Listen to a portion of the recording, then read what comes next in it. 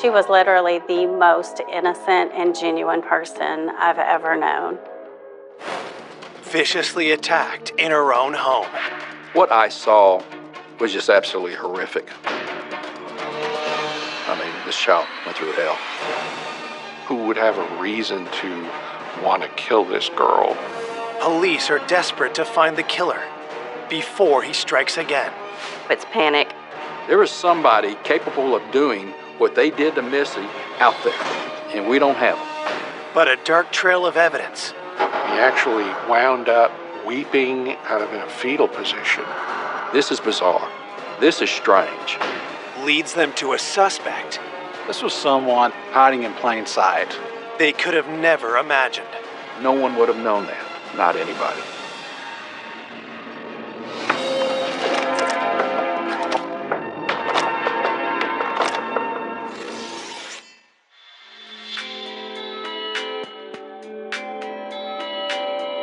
The city of Arlington is the home of 2 professional sports teams and a major amusement park.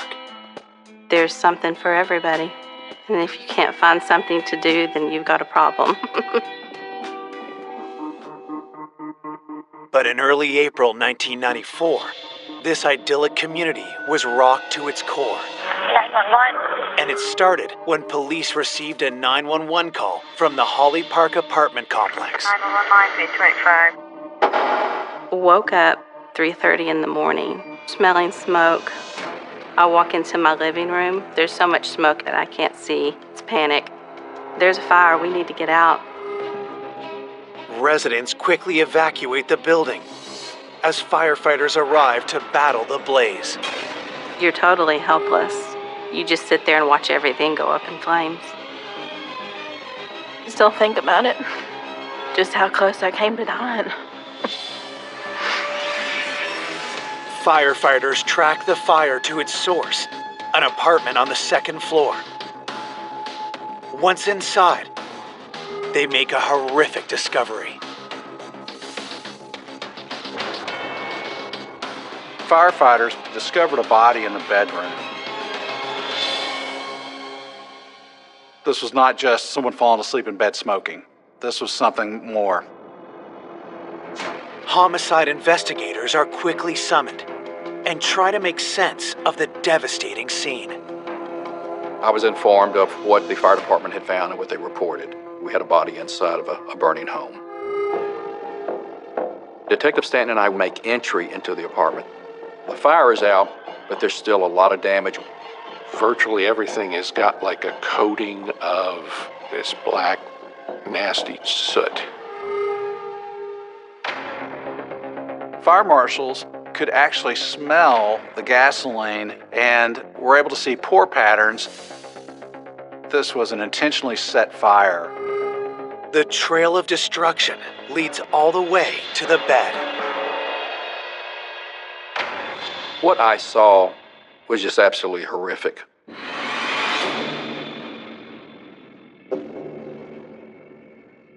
I've seen bad crime scenes, and I've seen crime scenes involving people that were burnt in fires.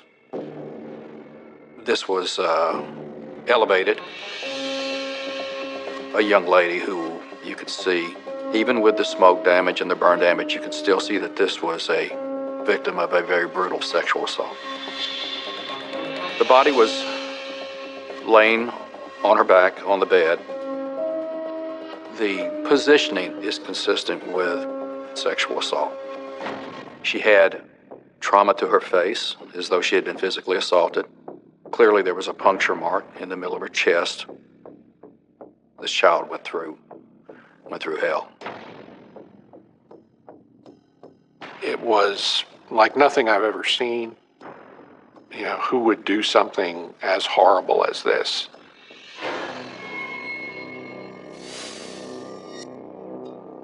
A lot of evidence was destroyed simply because of the fire damage. But we found what we believe might have been the murder weapon. There was a knife in the sink. But fire damage to the knife has robbed investigators of the forensic evidence needed to link it to the killer. Had that fire not been set, we probably would have had latent prints. No telling what we would have had. Investigators collect the knife for testing and manage to salvage some papers that survived the inferno. For detectives, the most important goal is to identify their victim.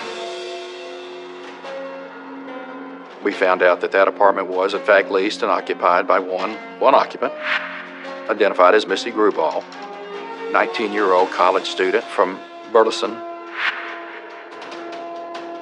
I can remember standing on the lawn, and I said, "There's Missy's car, but she's not out here with us. She was not accounted for."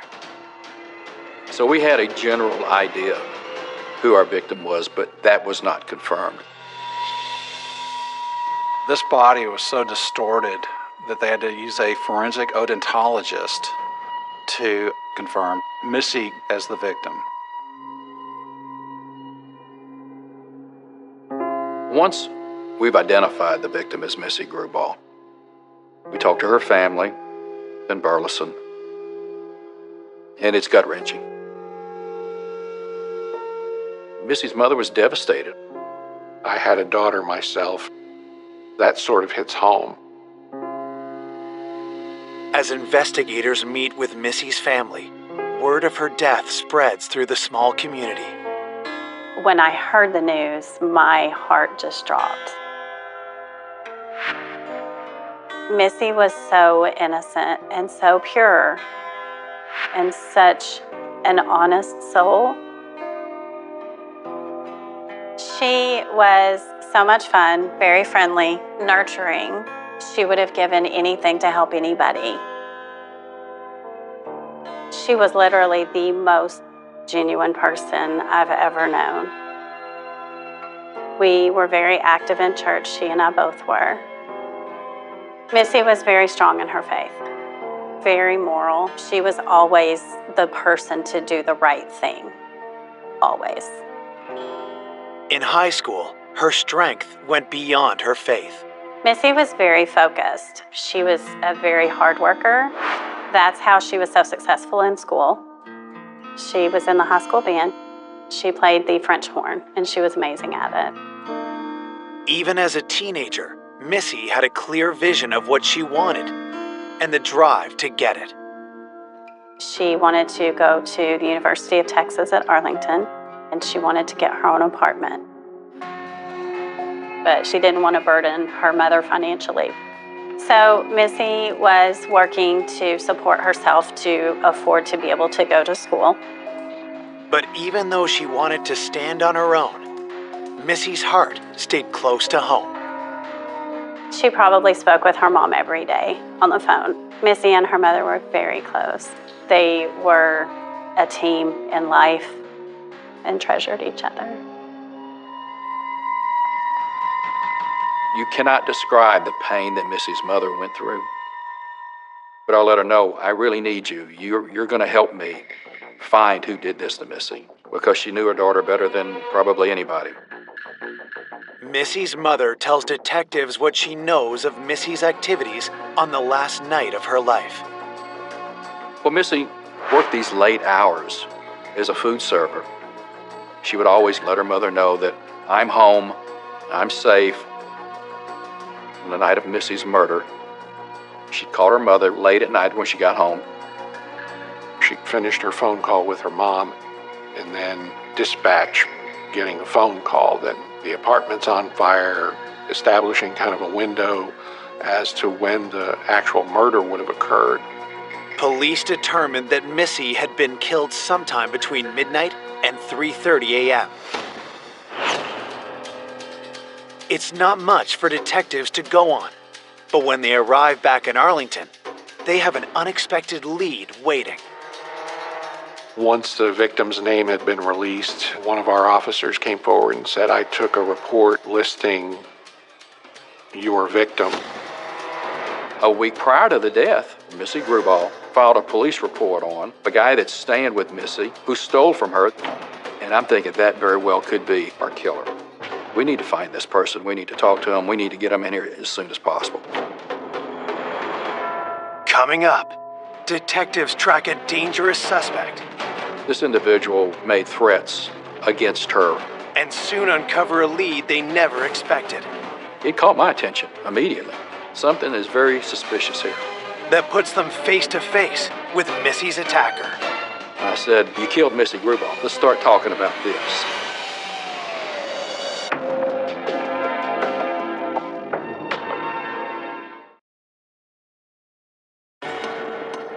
Arlington police detectives are searching for the killer of Texas college student Missy Grubaugh. They've learned that the 19-year-old co-ed filed a police report a week before her death.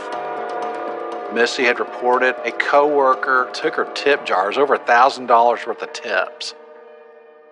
Missy took the semester off in order to save more money, so all of her tip money was being hoarded so she could go back next semester to college. The police report describes how Missy named a Charles Johnson as the potential thief, and that he had been staying with her before her money disappeared. Detectives speak to Missy's friends to find out more about Charles and his relationship to Missy. Charles was a co-worker and apparently was someone that she thought was a friend of hers. She socialized with coworkers, typically after work.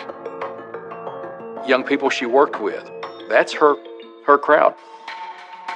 Charles Johnson at that time, we are told, was homeless. And so Missy, being the very generous individual that she is, allows him to come stay with her. In fact, she even gave him a key to her apartment. Missy was very kind-hearted, and I think that it was very easy for some people to take advantage of kind-hearted people. Talking with her friends, there was a common theme about Missy. She was not only incredibly sweet, but incredibly naive. Too pure to see the bad in people. As an investigator, and that scares me because I see someone who is easily victimized. Only days after Charles moved in, Missy discovers she has been played. Missy finds out one day that about $1,000 is gone from her tip jar. Well, the only person that could have done that was Charles Johnson. Enraged, Missy confronts Charles about the theft and kicks him out of her home. Something else that was very important from everything that I learned about Missy was she will also stand up for what's right. So Missy immediately calls the police. Missy filed a police report, and a theft charge warrant was issued for Charles's arrest. Here's some motive right here. This is retaliation for getting me in trouble. And so he's immediately on our radar. We want to see this guy. We want to talk to him. Problem is, we didn't know where he was at. It's hard to find somebody who is basically homeless, and we had detectives that were assigned to find him. While police search for Johnson, Missy's autopsy report comes in. It confirms investigators' belief that the fire is not what killed her. The autopsy findings demonstrated she was dead before the fire started. She should have inhaled some smoke. We should have seen some soot. We should have seen some carbon monoxide in her blood. That's not the case here at all. She had a bruise of her left eye and an injury on the brow ridge that would be consistent with being struck by a fist or another object. Injuries directed that show that the assailant wanted to feel in control and dominant. A fatal stab wound to the chest was the actual cause of death. But it went completely through her heart and damaged her left lung, and there was a massive internal bleeding.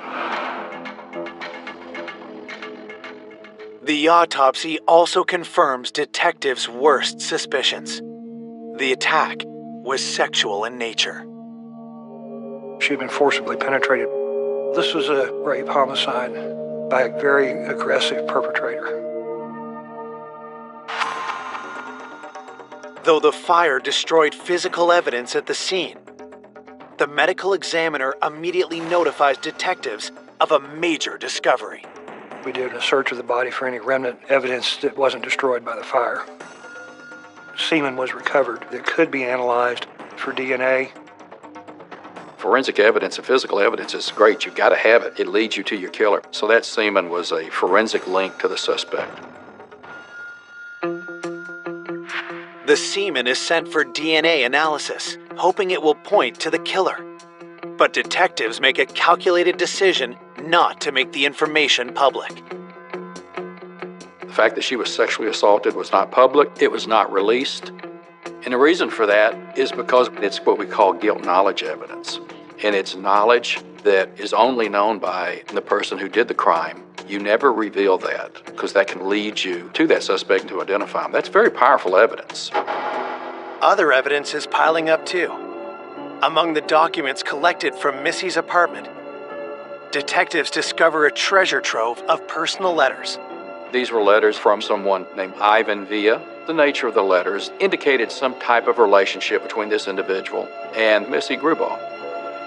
We don't know if it was romantic or not, but some type of close personal relationship. So that's important. We needed to find out who this individual was. Detectives do a background check on Ivan, and they're alarmed by what they uncover. Ivan was a registered sex offender. And that just set the hairs on the back of my neck up. Yeah, this is the sort of individual that we're looking for. Let's go find Ivan right away.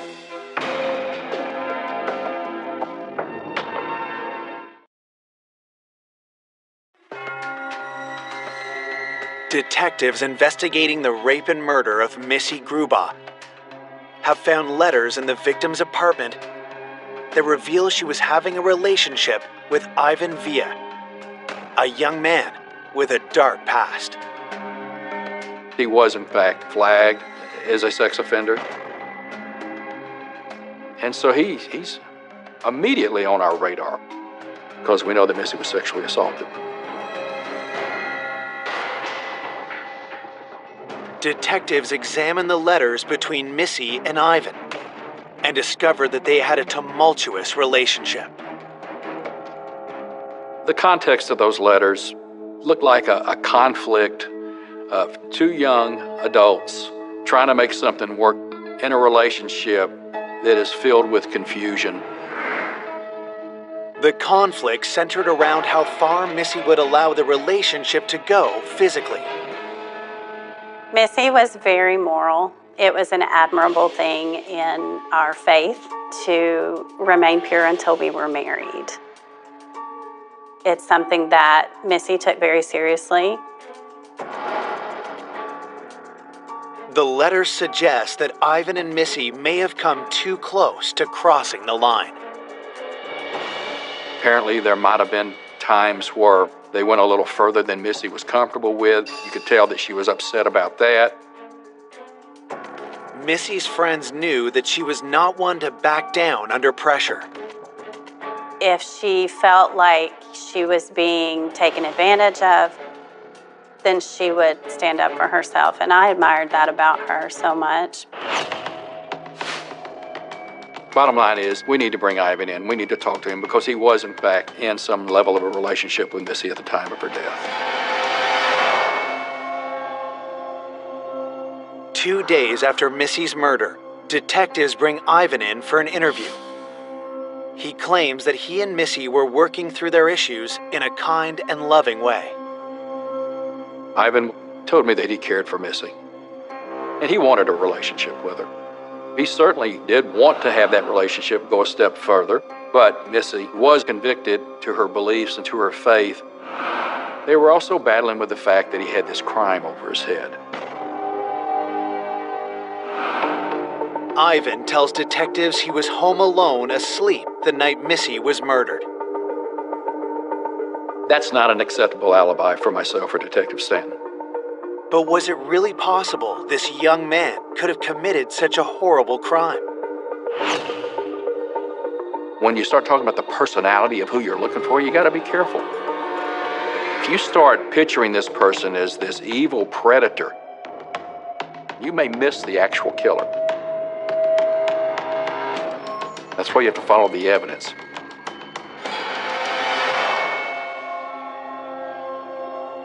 The fact that we had semen from the crime scene means we have forensic evidence that would either connect him or exclude him.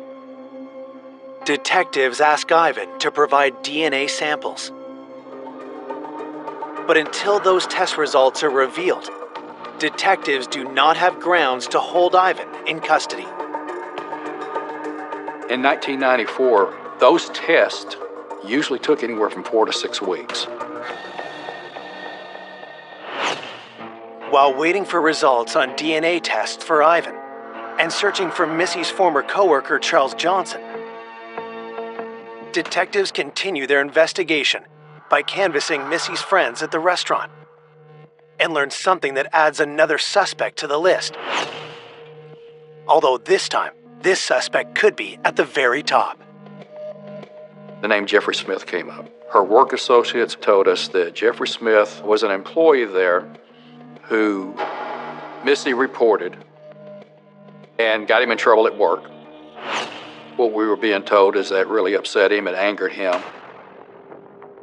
Restaurant staff tell the detectives that Jeffrey had threatened to kill Missy during an outburst, and he was fired a few weeks later after getting into a fight with a manager. What we are being told is this individual was hot-tempered, and he had made threats against her. So we're putting all of this together and thinking, yeah, we really need to talk to this guy. But who could imagine a coworker committing such a horrendous crime? Detectives speak with another employee at the restaurant who knows Jeffrey well. His girlfriend, Kristen, agreed to come in to speak with Detective Stan and I. Visibly nervous, Kristen paints a troubling picture of her boyfriend. Kristen told us that they were living together, but she also shared that she was concerned with his personality. He was very volatile. She was afraid of him, and she did not feel safe being there with him. She was going to move out and move back with her parents in Denton. But it wasn't just fear for what Jeffrey might do that was causing Kristen to leave him. It was a fear of what he'd already done. What Kristen wanted us to know, and she was very open about it, was she actually suspected that Jeff was involved in the murder of Missy.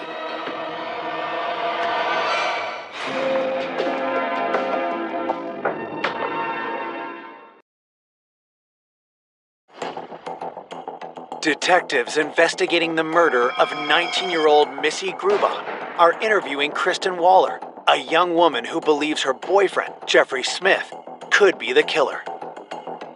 She just basically said, this is what my belief is. So I asked why. How did she formulate that? Kristen told us the night of Missy's murder, Jeff did not come to the apartment, and he didn't come back all night.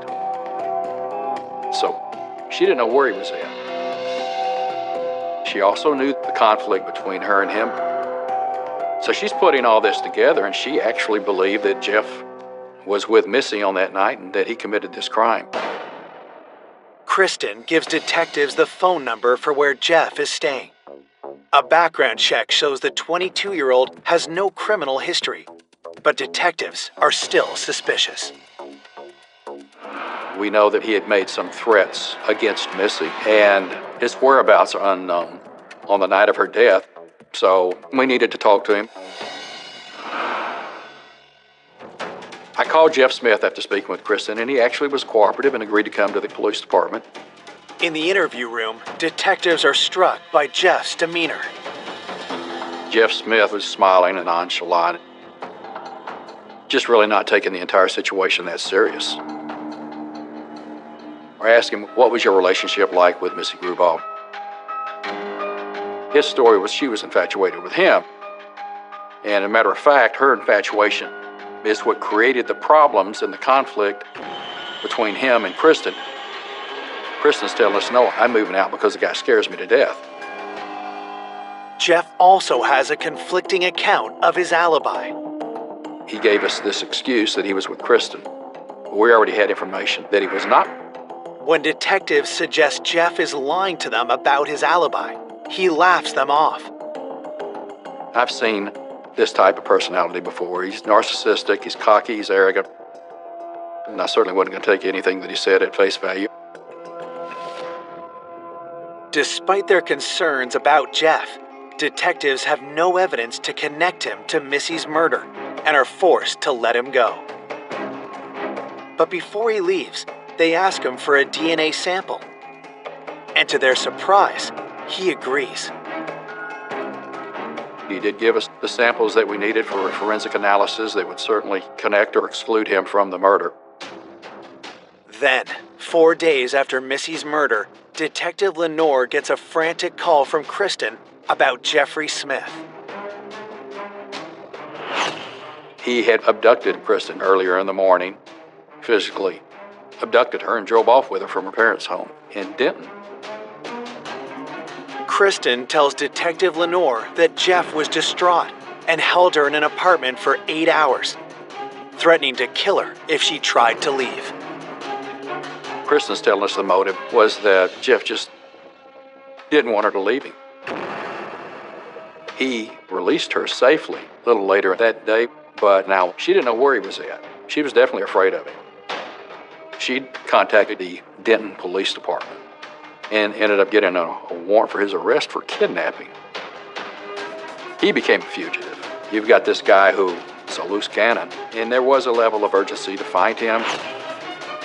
We put out a national broadcast along with that warrant that he is also a suspect in a murder investigation. With Kristen safely at her parents' house and police in several states searching for Jeff, detectives in Arlington find their murder investigation in a holding pattern. As far as Jeff Smith, we do have his hair, his blood, and his saliva for DNA that would certainly connect or exclude him from the murder. DNA testing is still underway, but days later, investigators do get an important update from the lab. They were able to type the blood from the semen, and they knew they were looking for someone with a certain type of blood. Jeff did not match the blood type from the semen. In addition to Jeffrey Smith, Ivan Villa is also ruled out because of his blood type, leaving Charles Johnson as the only active suspect for Missy's murder. And Charles is still at large.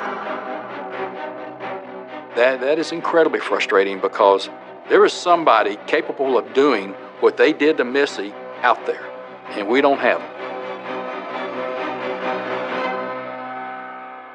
As the weeks pass with the case unsolved, Missy's family and friends grow more and more concerned. It was very disheartening for a lot of us. We just watched the news and would hang on to anything that they would mention about it. It made all of us wonder why it happened to Missy. It was just devastating. Then, a month into the investigation, detectives get a tip from an unexpected source. I got a call out of the blue from Miss Grubauer. She wanted to let me know that she recalled a conversation that she had with Missy. It was so incredibly bizarre. And I just thought something is very suspicious here.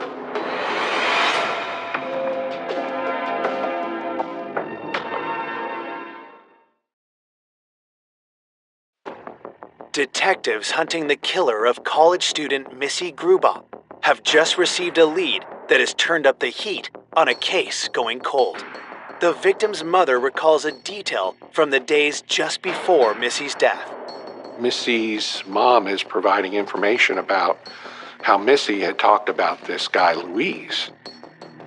He was a 32-year-old man who had come over to the apartment, and the main thing that Mrs. Grubauer remembers is that he talked to her all night long till in the early morning hours, but then they got involved in a pillow fight. At the time, Mrs. Grubauer thought little of the playful incident, but she suggests maybe Luis could help the investigation with information about Missy. Detectives have a different view. This is bizarre. This is strange. The 32-year-old man had a pillow fight with her. It caught my attention immediately. Investigators ask how Missy knew Luis. Luis worked with Missy, and he lived at the Holly Park Apartments. She had done some babysitting for Louise's baby at the apartment complex. Detectives' first stop? The restaurant where Missy and Luis both worked. Luis isn't there, but the manager tells them Luis is a model employee. He was an Army veteran. I learned that about him. No criminal history. Matter of fact, management gave him an award for a heroic act. He actually stopped a robbery. The detectives ask workers what they knew about Luis's relationship with Missy. Co-workers described Lewis as a friend. Sometimes after work, they might enjoy a beer together. Detectives also hear something that catches them off guard. A work associate relayed to us that Lewis made the comment, and these were his words, is, "I hope they catch that son of a bitch that killed and raped Missy." The fact that she was sexually assaulted, no one should have known that. That was never released. He might have just been speculating, but the fact that it was said really, really alarmed me. Investigators have uncovered yet another suspicious coworker in Missy's life, one that she saw every day. Detectives asked the manager for Luis's phone number.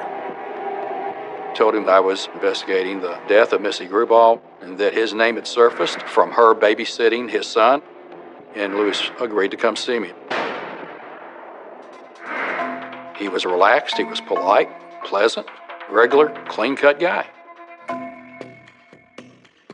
He told us that Missy used to babysit his son and that they worked together.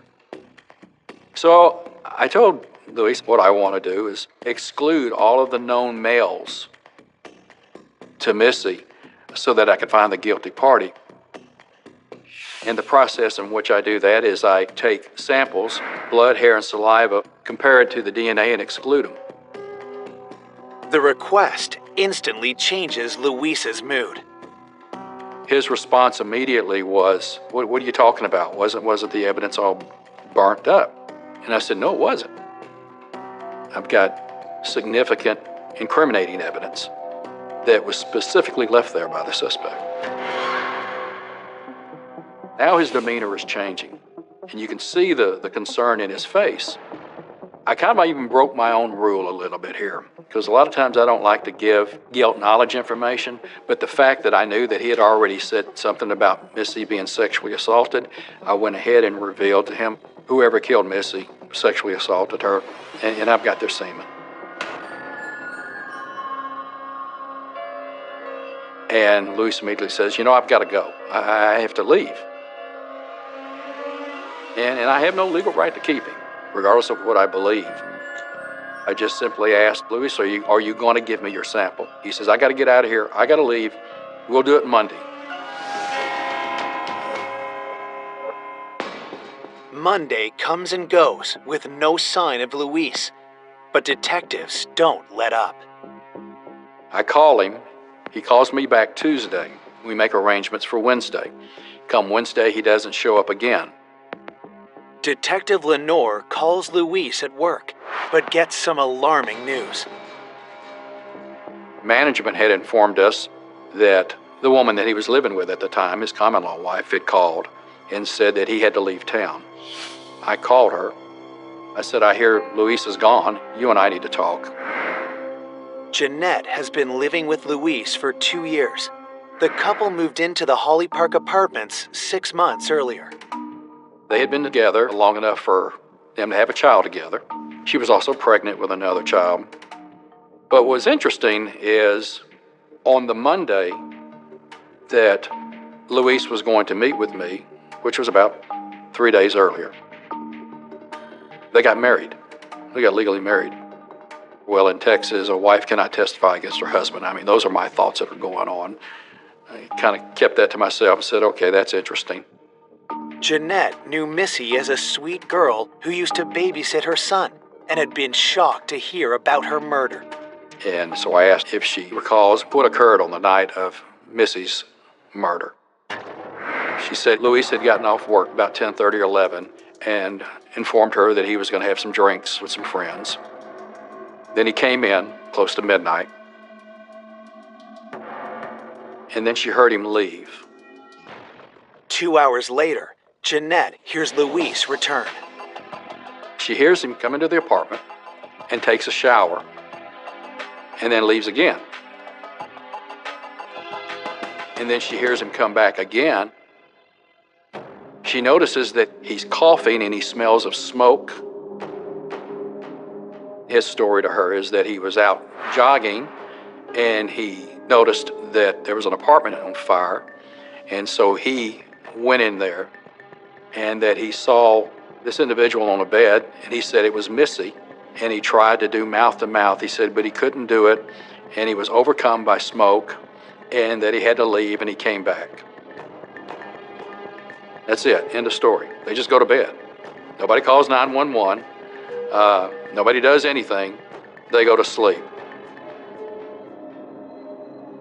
I mean, the story is so bizarre, but she didn't question him. And I don't think she ever really saw it for what it was until she actually sat down and starts telling me. And as she's telling me, reality is setting in as far as what Luis might have done. She's pretty much stunned. I said, I need to go into your apartment. I need to get a search warrant.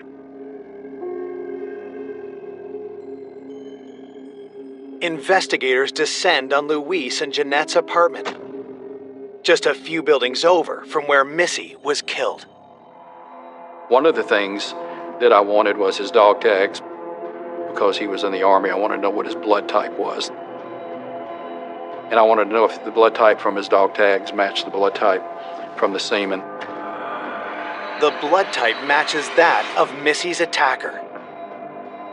It's the link detectives have been looking for, and enough to bring Luis in. But first, they'll need to find him. So I got an arrest warrant for Luis. The next day, I get a teletype that the vehicle that Luis was in was found abandoned and burned in San Antonio.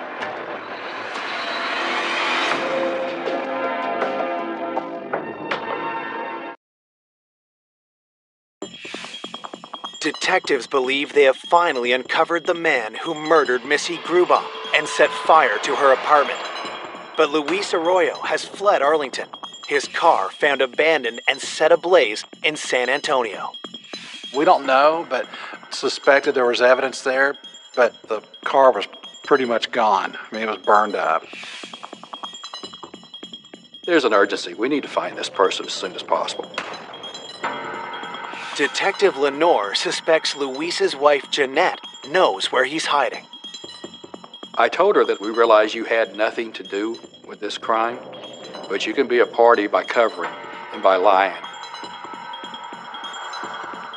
So I said, you realize that when she was murdered, she was sexually assaulted. And when she heard that, you could see it upset her. It angered her. Confronted with the full horror of what was done to Missy, Jeanette gives up Luis. Jeanette gave me the address where he was staying in San Antonio.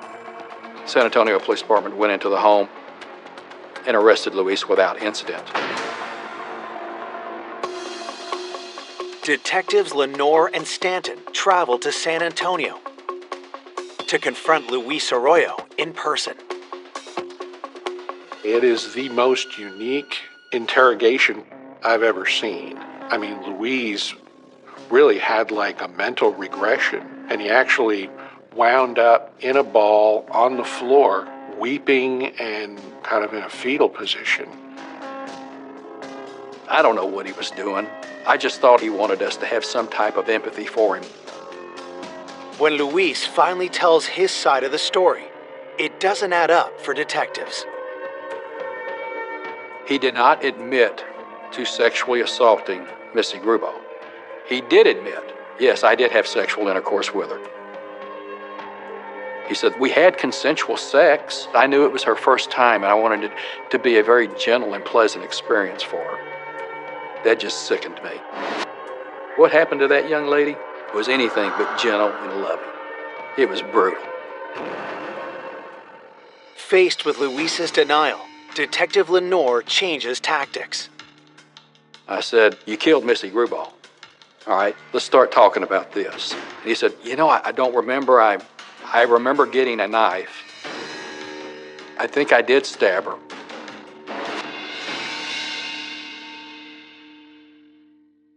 Detectives are stunned. Is this the confession they've been waiting for? I'm not going to call it a confession because my definition of a confession is someone who says, this is what I did and I did everything that you have evidence that they committed. Luis gave a statement with several admissions that included guilt knowledge information. Luis did not admit to setting the fire, but he recalls that there was a fire set.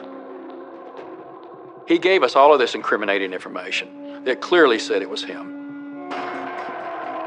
They have enough to charge Luis.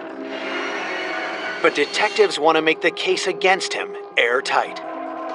Detective Sand and I got an evidential search warrant and collected his blood and his hair and saliva sample. He was, in fact, matched to the DNA from the sexual assault kit. With Luis's statements, detectives can put together exactly what happened on the night Missy was murdered. I believe he went there thinking he could convince her to have intercourse with him. His primary focus was to have sex with that young lady. Maybe initially he thought would be consensual, which it would never happen.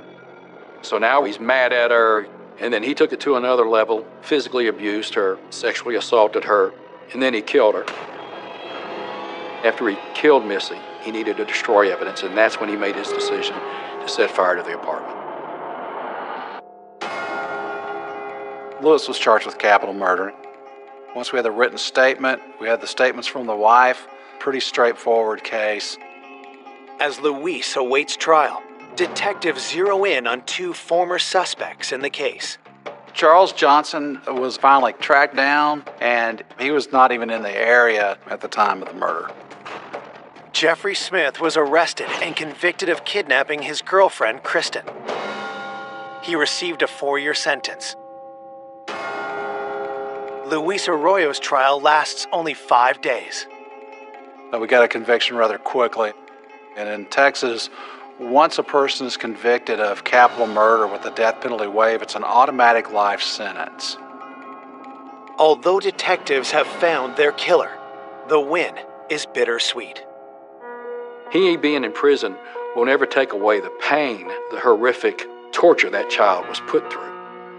And him being in prison will never heal the wounds that the family has. They never recover. You can't bring Missy back. You just do what you got to do and make sure people pay for the crimes they commit. Missy's mother is in a state of permanent grief. Missy's death did leave a very large void. Missy's life was taken way too soon, but it was a beautiful life. She was a beautiful soul, and she still is. For more information on an unexpected killer, go to oxygen.com.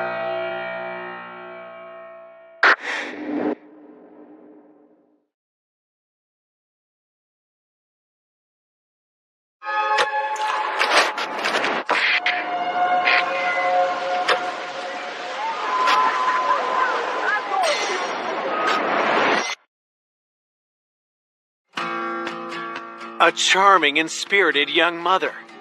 Oh, she was so vivacious, like a little firecracker. She was sweet and loving, but she just didn't take any crap off anybody. Is found strangled in her bedroom.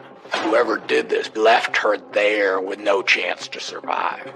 Police face a challenging crime scene. There was no forensic evidence whatsoever. No fingerprints. No eyewitnesses. This case was a definite whodunit case. And a long list of suspects. He had been hanging around her desk, and he had made some comments that really creeped her out. She had had some troubled boyfriends in the past. He didn't want to accept the fact that they were done. Their relationship was over. You would think that whoever did it had a score to settle. Until one big break reveals a culprit That one key piece of evidence was the aha moment in the case. And it shocks everyone. When they finally discovered who it was just surreal.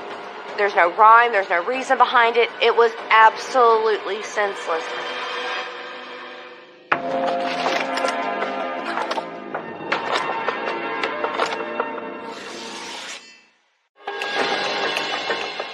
Just before 5 p.m. on a Monday in March of 1999, in the small bedroom community of Norcross, Georgia, police raced through the suburban streets in response to a 911 call. The only information that we had at hand initially was there had been a person discovered dead in an apartment. It was her fiance that had called 911. When we arrived at the scene, we spoke with the fiance briefly. The man tells detectives the victim is 20-year-old mother of one, Danielle Jennings. Her 2-year-old son is currently at daycare. The fiance told us he walked in and found her lying on the bed, and he stated that she was cold and blue. She was deceased by that point. She was face down on the bed, and he rolled her over and then called 911. While Danielle's fiance is taken to provide a statement, investigators take a close look at the crime scene. When you went back into the bedroom, she was on the bed, fully clothed, laying on her back, but you could obviously see signs of strangulation. She had a ligature around her neck. The ligature appeared to be some type of stocking, and it was tied around her neck very, very tight. It had been tied off to leave it that way. It's not like it released, which I thought was pretty unusual. I mean, whoever did this left her there with no chance to survive. The ligature was knotted in the back, which would tell you that the person was on her back, behind her, when she was strangled. Detectives explore the rest of the crime scene, looking for clues. The bed was messed up. One of the dresser drawers was open. The stocking that she was strangled with may have been one of hers out of that drawer. Her purse was dumped out as if somebody had dumped the contents and rummaged through it. It could have been a robbery or a burglary just gone wrong. However, there was other stuff such as cameras, miscellaneous jewelry that could have been taken, but they were not taken. It was possibly a burglary that had been interrupted, but you always have to consider the possibility that it could have been a staged burglary because, frankly, there really wasn't a lot of disruption. Next, investigators try to determine how the killer entered the apartment. There was absolutely no tool marks or anything on the front door, and then there was a sliding patio glass door. It was locked. There was no evidence of tampering with it at all. We went around and we searched the outside, but we didn't turn up anything of any value. Before they return to the station to interview Danielle's fiance, detectives fan out to speak with other tenants in the complex. Most of the people in these complexes work during the day, and so most of them are not home. We left our business cards with a note asking them to please give us a call. As the crime scene investigation continues, news of Danielle's violent murder quickly spreads to her family and friends. When I found out that Danielle died, I said, no, you've got to be kidding me. I said, this cannot be real. And then I dropped the phone and I just started screaming.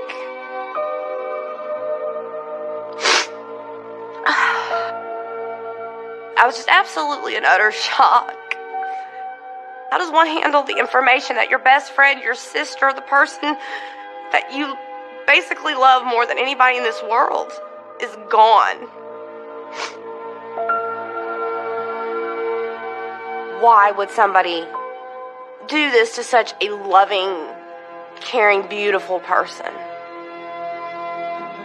Born in Columbia, South Carolina in 1978, Danielle grew up with her mother and stepfather in Stockton, Georgia. Even in her youth, Danielle had a magnetic personality. She was beautiful, strong, tenacious, ferocious. She was very fun. Danielle was always ready to have a good time, to laugh. Oh, she was so vivacious, like a little firecracker. She was very tiny, but she had this big attitude. She was sweet and loving, but she just didn't take any crap off anybody. Danielle showed her resilience when she was left to deal with an unplanned pregnancy alone at the age of 16. There was never a doubt in her mind that she wanted to have that baby. She wasn't scared. I mean, she had brass balls of steel. She wasn't going to let her age stand in the way of being a good mother. Danielle gave birth to her son, Tristan, in 1996. She was so proud. I could see her little attitude in him. The new mother longed for her son to have a father and hoped she had found one when she started dating Luis Payano. We grew up with Luis, so we go way back with him. We met Luis in our early teen years. Danielle was always partial to Luis, and Luis and Danielle were dating, and I was so thrilled. And the way that Luis would look at Danielle, like she would walk into the room and he would just light up. Soon, the couple moved into an apartment together, and Danielle landed an office job at a landscaping company. She was so excited to have like what we titled a big girl job. She was very proud of herself. We were all very proud of her, you know? She was going places. In December of 1998, Luis asked Danielle to marry him. She was so excited, and I'm like, this is going to be the best marriage ever. When Danielle first got her engagement ring, it was too big. And I said, girl, you got to get it sized. She's like, I don't want to take it off. It was beautiful. Danielle had everything going for her. She had a great career opportunity ahead of her. She had a man she was so excited to marry. She had a beautiful son that just meant the world to her. Danielle was really on top of her game. She was probably the happiest I had ever seen her. Now, all Danielle's happiness and hope has been stolen by a cold-blooded killer. I could not even begin to fathom why somebody would do that to her. Back at the crime scene, investigators are searching for answers. The scene raised several questions. Of course, the most obvious was, how did whoever it was get into the apartment? Because there was no sign of forced entry. Was it someone she knew? We know, working off the percentages, that the person most likely to kill you is laying next to you in the bed. In this case, Danielle's fiancé, Luis. Coming up, detectives unearth dark secrets. She had had some troubled boyfriends in the past. He was violent. He was abusive. You could tell when he talked about Danielle that it made him mad. He was just very, very creepy to me. And I know they had tumultuous fights. The person that did it could have been amongst us. And just as the case threatens to turn cold, we felt like we had hit a brick wall. I had a huge fear that whoever it was got away with it. A stunning revelation points to a killer no one suspected. The killer was much closer to home than anybody first thought. I don't think anybody saw it coming.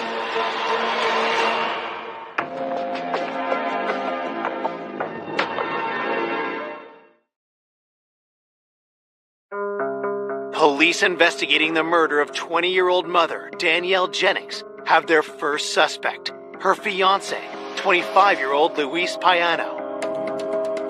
Even though he's her fiancé, everybody remains a suspect until such time that we solve the crime. Investigators question the distraught young man. He was very emotional, but romance can raise anger to a level sometimes that leads to homicide. Detectives begin their interview by asking Luis about Danielle's movements the day of her murder. He stated that he had been at work all day. The last time he had seen Danielle was when he left to go to work. According to Luis, they had both left the apartment at 6:45 a.m., but Danielle went back into the building to get something. He tells detectives that Danielle seemed distracted because of an upcoming work meeting. She was supposed to be having a meeting with management that day. She didn't feel easy about it. Luis says Danielle called him at work around 11:30 a.m.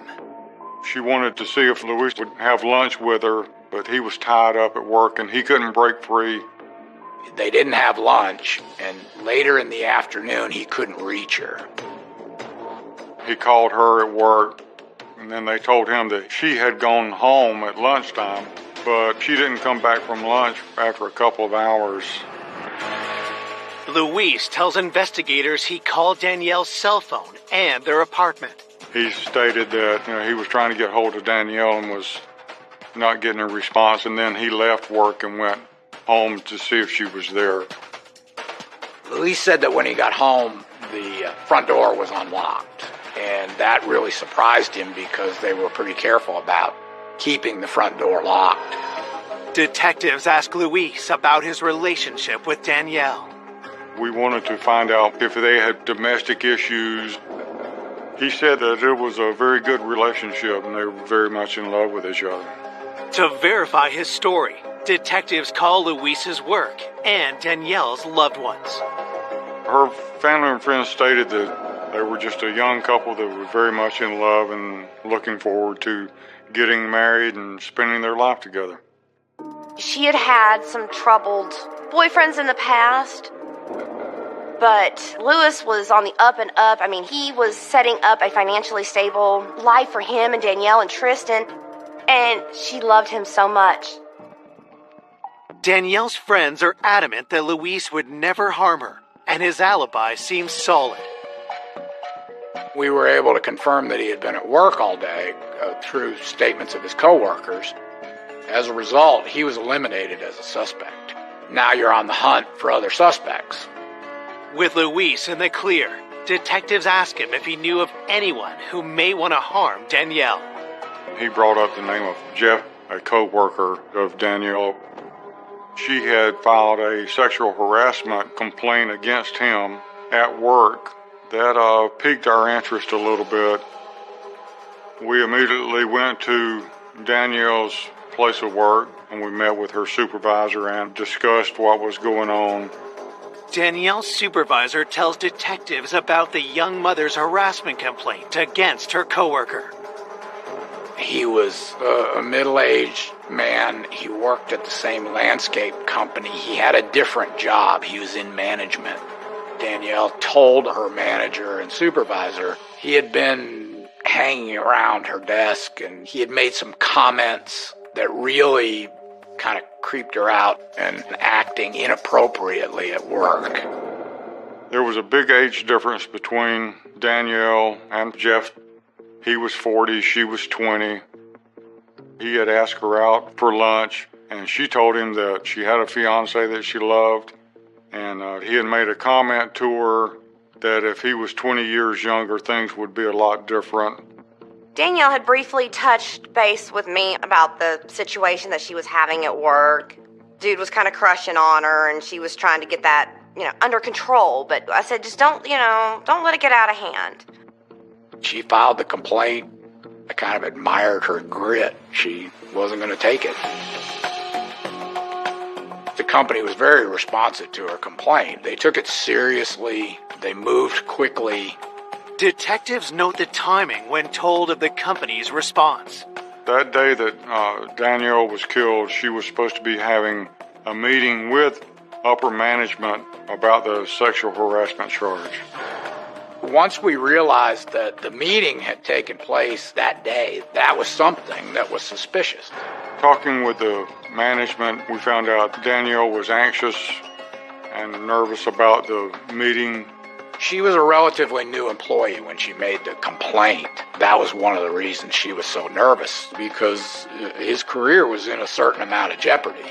Coworkers state that after the meeting, Danielle went home for lunch, but never returned. She didn't come back, and we knew that was consistent with the time of death. You had to think Where was the coworker at the time? Detectives' suspicions increase when they learn that Jeff was out of the office and did not return until late in the day. Was this too much of a coincidence? Could he have killed Danielle as revenge for her complaint? We definitely wanted to speak with him face to face.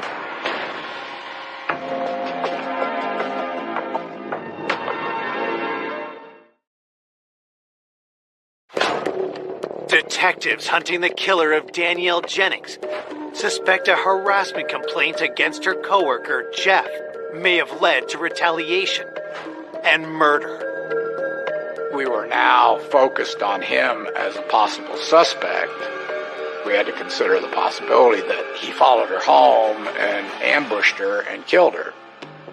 Investigators bring the 40-year-old in for an interview and ask about his interaction with 20-year-old Danielle. He admitted to asking her out for lunch, but he said other than that, he had not done anything. He talked about the sexual harassment complaint and pretty typically said, I didn't think it was that big a deal. I didn't know she was that offended. According to police reports, Jeff denies any sexual intentions toward Danielle. He told police that whatever lapse in manners that he had had with Danielle, that he liked her. He seemed to be genuinely dismayed to find out what had happened. Detectives ask if Danielle's complaint gave him a reason to want to harm her. His first reaction was he was angry. He was adamant that he was not a suspect. And then he said it couldn't have been me because my truck was broken and I was on a job with somebody else, with a coworker. And I can prove it. Jeff provides investigators with the name of the coworker he claims to have been with. We immediately ran down his coworker at like 1 o'clock in the morning. This guy verified that he was with him all day till the close of business. They were together. With his alibi confirmed, police eliminate Jeff as a suspect. 24 hours after Danielle's murder, the enormity of her death is only just starting to hit home for Danielle's loved ones. Things like that didn't happen where we grew up. I could not believe somebody would do that to her. It was just the most nightmarish thing I could imagine. It made me question God. Why would you let something that horrible happen to her? I didn't want to accept it. I couldn't sleep. I just kept saying, she's dead, she's dead. Danielle should not be dead. The following day, investigators receive the autopsy report and scour it for anything that might point to Danielle's killer. The manner of death was asphyxiation or strangulation. The medical examiner stated that she probably lost consciousness within about 15 to 20 seconds after the ligature was placed around her neck. It seemed clear that she had been surprised by her attacker, had no time to move, had no time to strike back. It's almost like it came out of nowhere. We knew from the positioning of the knot, someone had come up behind her with the nylon stocking, pulled it tight until she lost consciousness, and then tied it off to kill her. She had not been sexually assaulted. There weren't any other injuries. There weren't any defensive injuries. This case was a definite whodunit case. There was no evidence found at the scene that could help us. There was no forensic evidence whatsoever. No transfer of skin, no fingerprints, nothing a lab could look at. After striking out with the autopsy, investigators revisit the theory that the homicide was a robbery gone wrong. We don't live there, so we don't know what's supposed to be there and what's not. We asked the fiancé to go back through the apartment with us and tell us what he sees missing. The smallest detail sometimes helps point us into the direction of a suspect, but nothing was missing according to the fiancé. At that point, we had absolutely nothing to go on, other than the stocking that she was strangled with. Detectives ask Luis if he recognizes the stalking. We wanted to know whether it came from her. It was a tan, knee-high women's stocking, and he said that she never wore anything like that, and we didn't find any in the apartment. Whoever did this brought that with them. The homicide was brutal, violent, and vicious.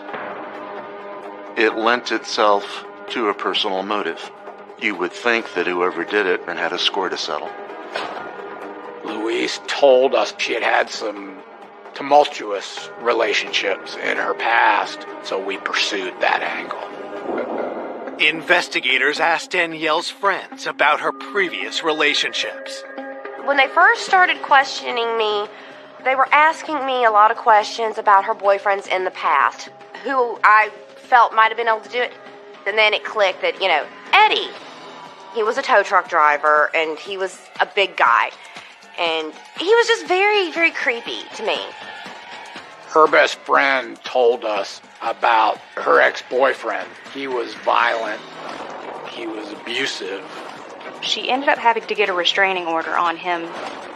But with Eddie, no one ever really knew when he was going to pop up again. That was somebody we needed to look at.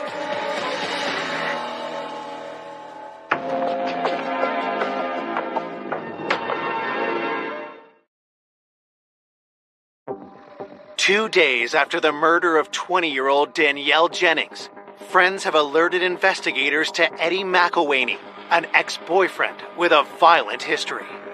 We learned a lot about her former boyfriend. We learned that she had begun to see him when she was a teenager, when she was younger. Friends reveal Danielle started dating Eddie shortly after she became pregnant from another relationship.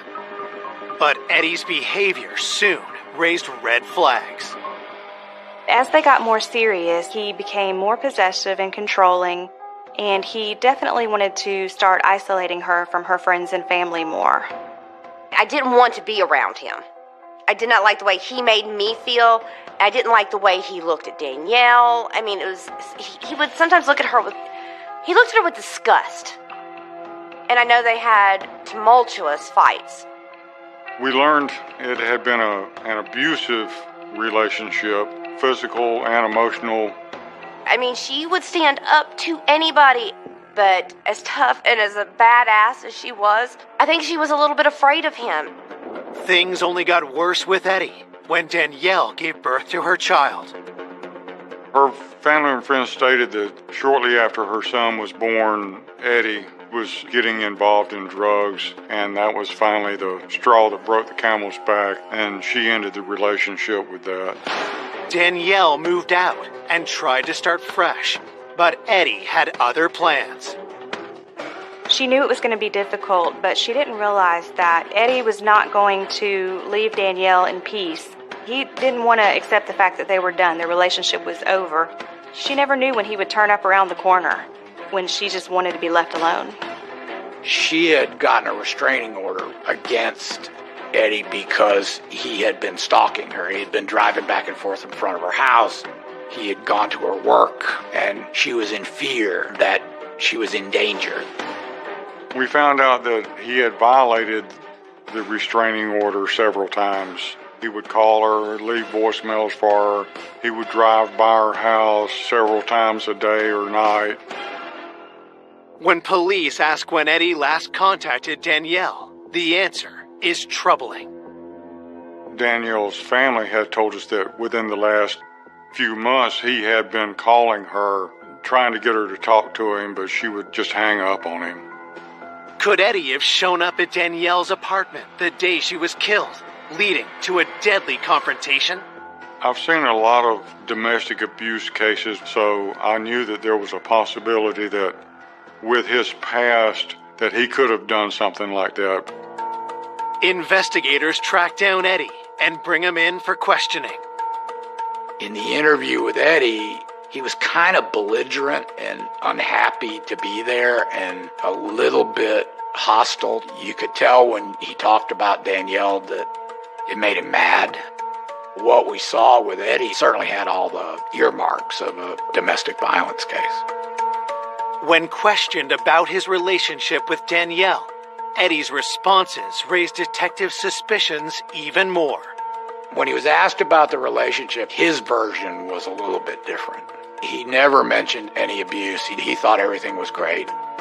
We asked him when was the last time that he had had any contact with Danielle, and he said that he had not talked to her for at least a year or longer. We know that he's lying about that from speaking with Danielle's family and friends. We knew in the last several months he had been calling her. At that point, he's looking pretty good. So you have to determine where he was at the time of the crime.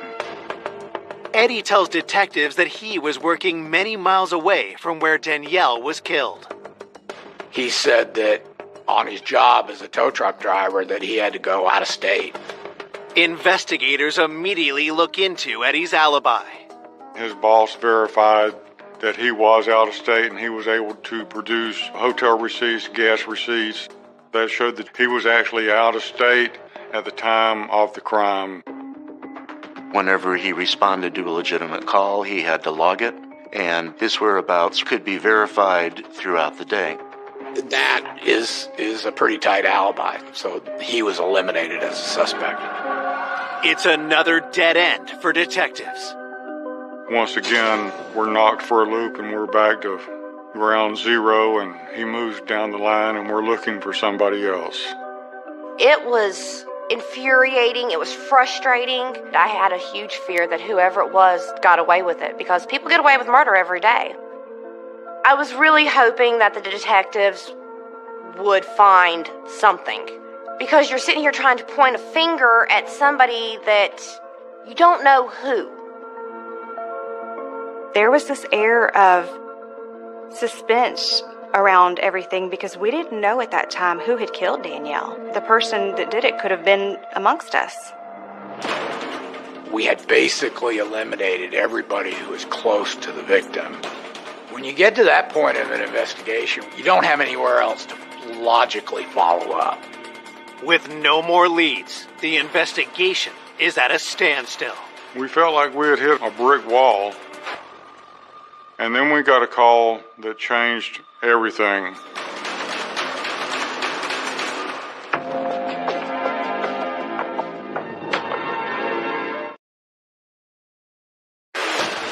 Three days after finding Danielle Jennings strangled in her apartment bedroom, police hunting her killer have just got a stunning new lead.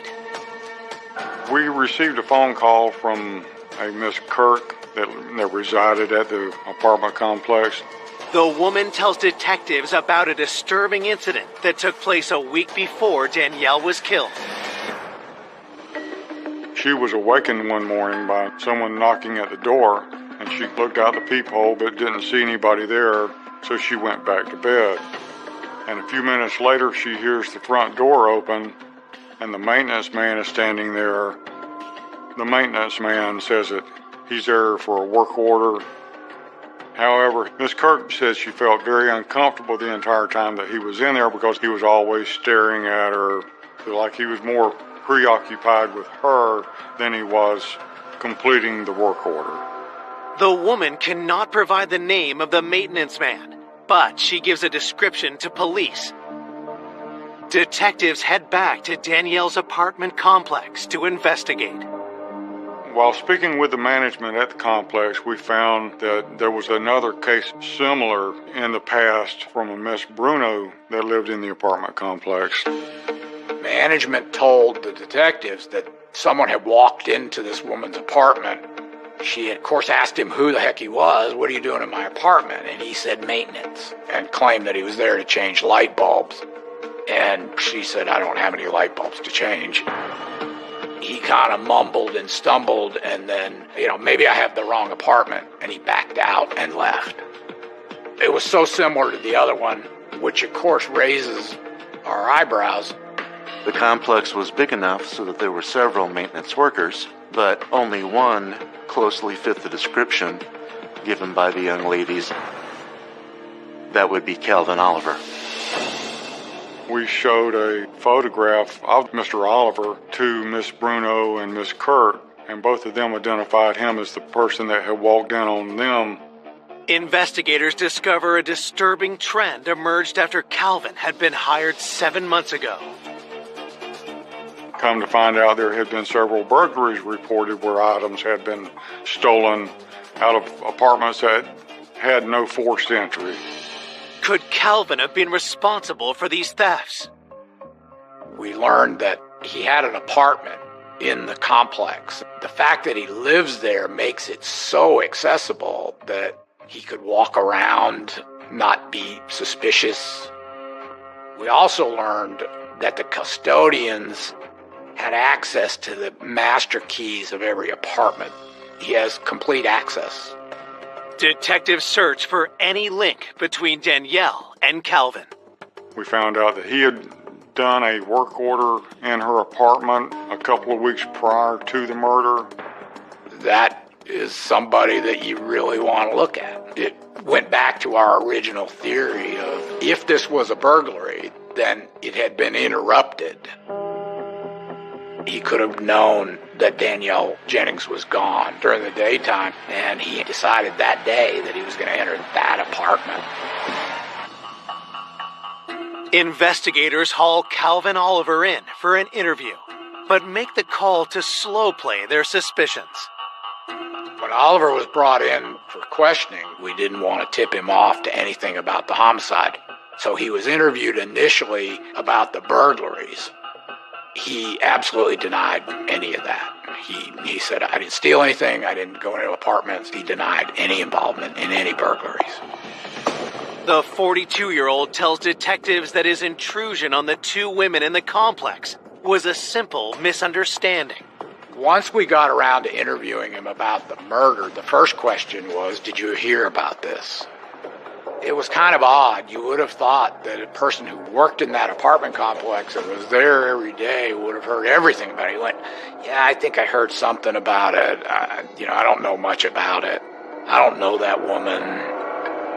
He insisted he knew nothing about, as he described her, that dead girl. All he admitted to knowing her was that he had done the work order in her apartment.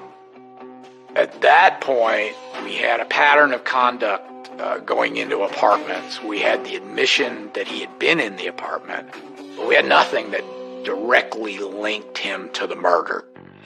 With nothing concrete on Calvin, detectives end the interview. But before they let him walk free, police run a background check and are shocked by what they find. He had a criminal history of burglary and theft.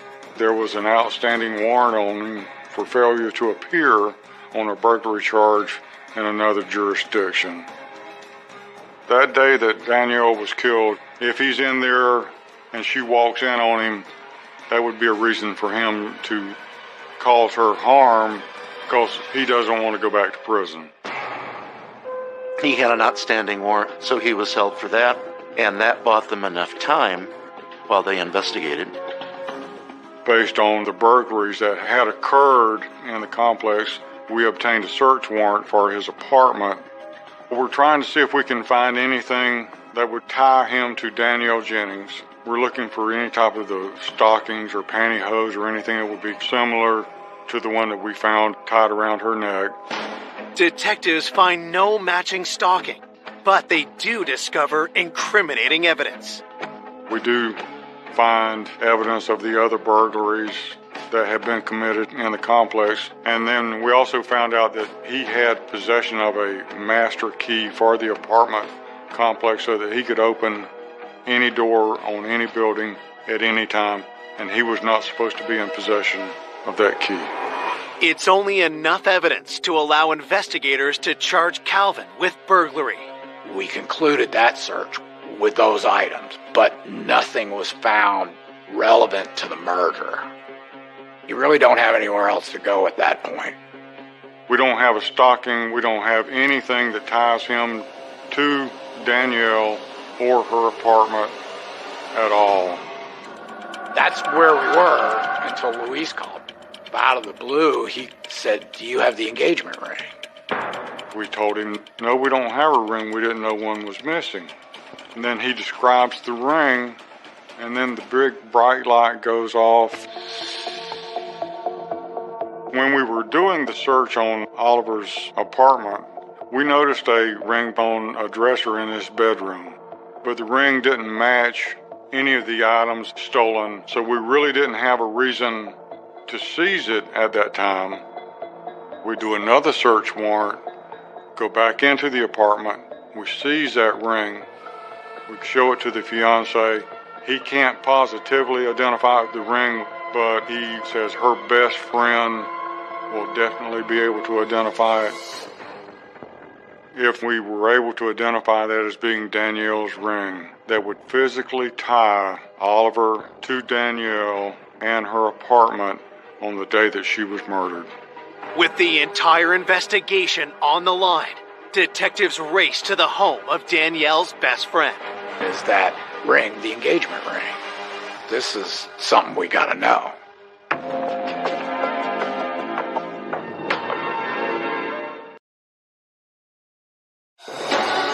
Investigators believe the key to solving the murder of Danielle Jennings is her missing engagement ring. If we had that ring, then we had the killer. Detectives have seized a ring from suspect Calvin Oliver's apartment. But is it Danielle's engagement ring?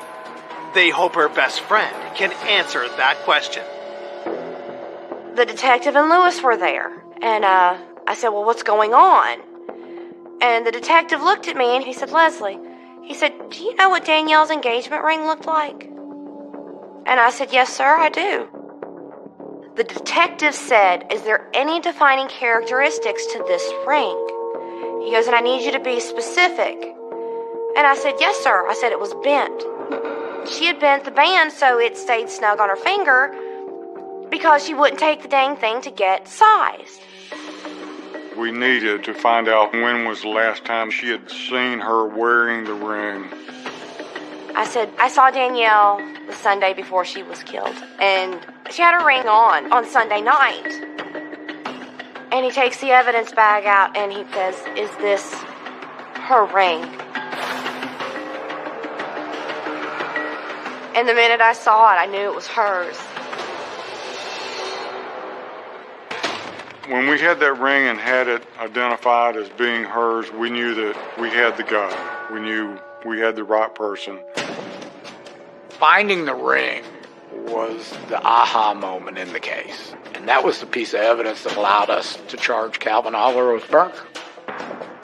9 days after her death, Calvin Oliver is arrested for the murder of Danielle Jennings.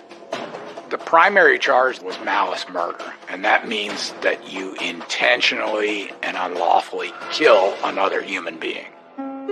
Detectives once again interview Calvin, this time taking a different approach. Once you have a suspect under arrest for the charge that you're interviewing him about, then the interview becomes very direct. He was given a chance again to tell the story where he denied any involvement in the murder, and then he was confronted with the evidence that we had.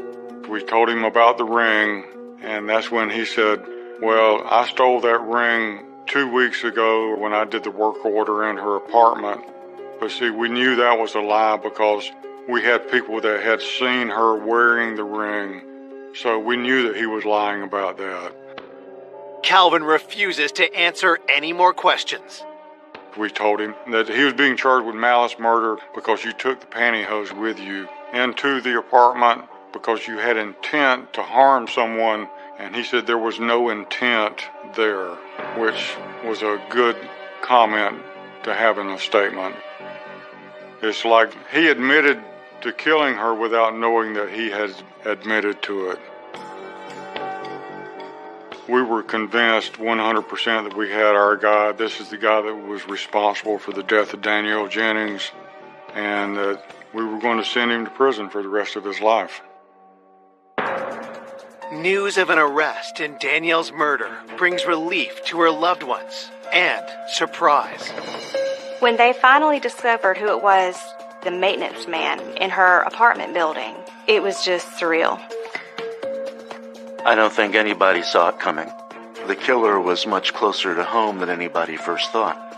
When I saw his picture, I threw up, knowing that was the man that strangled my best friend for no reason.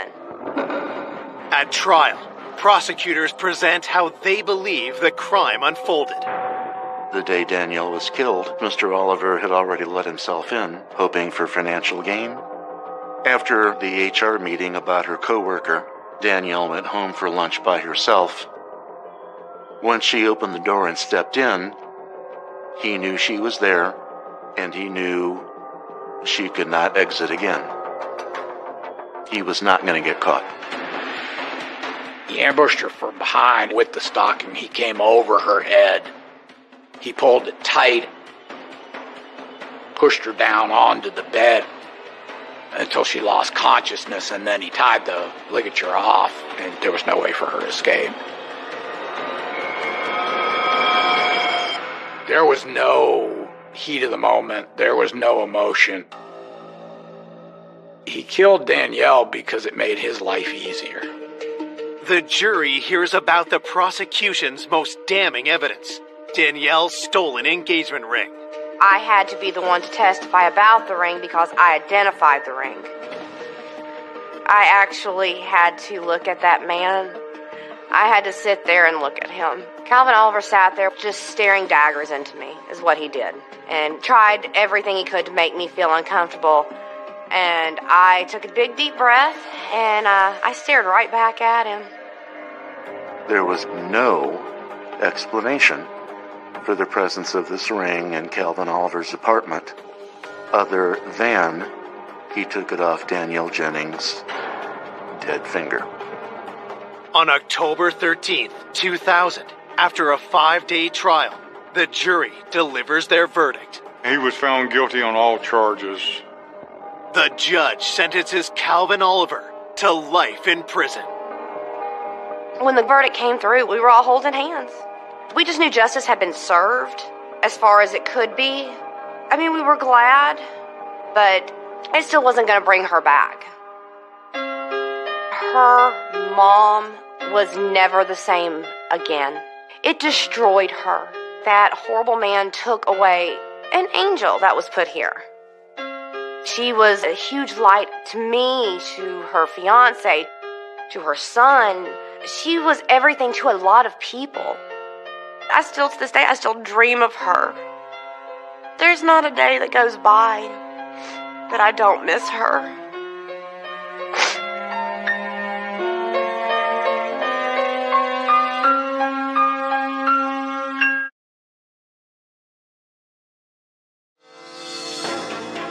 A good-natured, fun-loving man. He was just a wonderful person. He was so funny and so charming. Enjoying his retirement years. At that point in his life, he was very content. He was very close to his family, his nieces and nephews. Is brutally gunned down a month before his wedding. It was point-blank assassination. There's a big puddle of blood. Oh, my God! Investigators pieced together a series of clues. We had to look at what role that upcoming wedding had and what happened. They'd have their arguments. They had their differences. Was the scene staged to cover up an intentional killing? The investigation kept hitting dead end after dead end.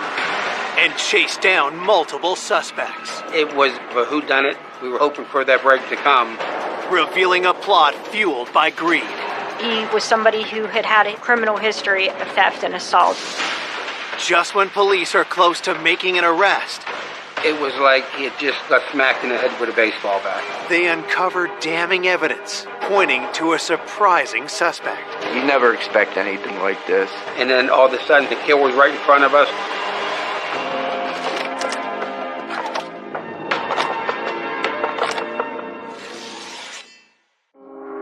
On a warm July afternoon in 2014, the sleepy Pittsburgh suburb of Kennedy Township is rocked by a panicked call to 911. Okay, now what's going on? I just come home from work, and my husband, he's been on the ground. He's dead. There's a big puddle of blood. Police, fire, and ambulance are coming, okay? Oh, please help me. Oh, my God.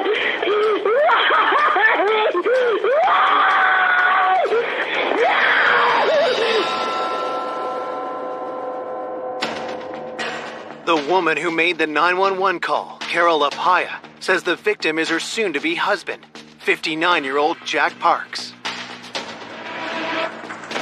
When I arrived on scene, the first thing I noticed is that the victim's head was covered in blood. It was on closer examination that you could see it was a gunshot wound. One challenge we had right out of the gate was that there was no casing or gun found. We don't move his body until it can be photographed. It was possible there was a gun underneath him that no one had seen, so we weren't 100% sure if the gunshot wound at that point had been self-inflicted or homicide. We looked for a while. Unfortunately, we didn't find any type of gun. Detectives searched for any signs of what happened to Jack and who pulled the trigger. It was pretty clear right off the bat that this was some type of a home invasion or robbery that occurred.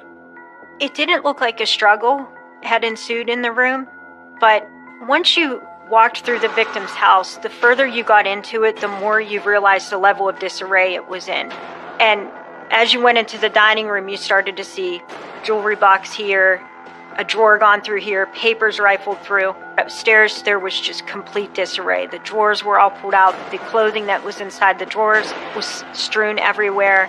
Jewelry boxes flipped open, empty watch boxes laying there. We were trying to determine, was the scene staged? Was someone just trying to make it look like a robbery or a burglary, and when in fact they're just trying to cover up an intentional killing where they intended just to walk in and execute somebody? The house was dusted and processed for DNA and fingerprints. We then began to process the outside of the residence, looking for any type of forced entry, and none of that was found. Our first thoughts were the victim either knew the actor or was familiar with him. That's just our first impression. So, who was friends with the victim, who would have access to the victim, who would have opportunity to the victim, and who would he trust? It really was a shocking case. He was killed execution style. This homicide happened in an area that we don't normally have murders. Jack's death is the first homicide in Kennedy Township in 10 years. The news stuns his family and friends. When I got that phone call and I heard Carol's voice, I knew something was wrong. And she said, "Jack's gone." I said, "What do you mean, gone?" She said, "He's dead." And then she said he was murdered. And I just went into shock. Jack Parks was born the second of 5 kids in Pittsburgh in 1955. Friends and family were everything to him. Jack always made friends. He was one of the best people I've ever known. He would do anything for anybody. We first met in 1st grade. We hit it off all through high school. And after that, it was a good ride. Jack was so well liked. He could be charming when he wanted to and funny. He was just a wonderful person. In 1989, a chance encounter changed Jack's life. Jack met Carol at the local bar, and I guess they hit it off. They were 2 peas in a pod. Since he brought Carol, we fell in love with Carol. Jack was very close to his family. He had about 9 nieces and nephews. Jack and Carol used to have their nieces and nephews over for sleepovers, making the popcorn and just having a good time. You'd have swore that Jack and Carol were the parents. They didn't have kids, so when those kids were around, they were their kids. Jack had recently retired, but had big plans for the future. At that point in his life, Jack was very content.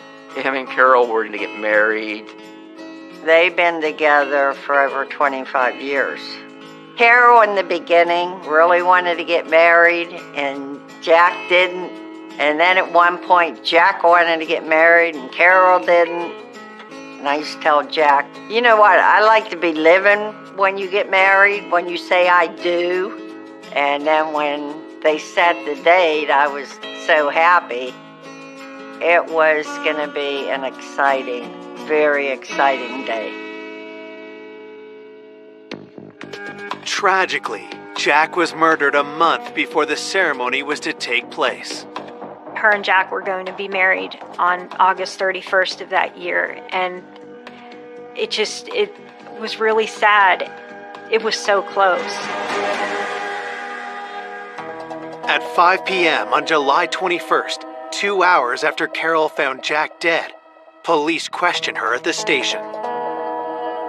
Talking to Carol was so important because, first of all, we had to determine whether she was or wasn't involved, and we wanted to just get the best timeline from her. During the interview with Carol, she explained that she had left for work as usual, her normal time, about 5:40. She starts work at 6. Everything was fine when she left for work. It wasn't until a realtor called her about a potential buyer for Jack's late mother's home. And when the realtor couldn't get a hold of Jack, Carol started to worry. She tried to call Jack, and there was no answer. So then she got concerned. He always called her back every time that she tried to get a hold of him. So I think it was approximately about 2 o'clock she left work and then come over and find Jack, of course. Detectives know that spouses are always the first suspect and must determine if they can trust Carol's version of events. We have a timeline between 6 a.m. to 3 p.m. when she returns home. In some cases, you know, if a person's a cold-blooded killer, they may have killed him before she left the house, and then all of a sudden she finds him, and, you know, and the killer's right in front of us. Her demeanor, he was very upset, but you can't take a chance by skipping a stone and not trying to look at her. Detectives are suspicious of why it took the couple so long to decide to get married, and if someone had cold feet.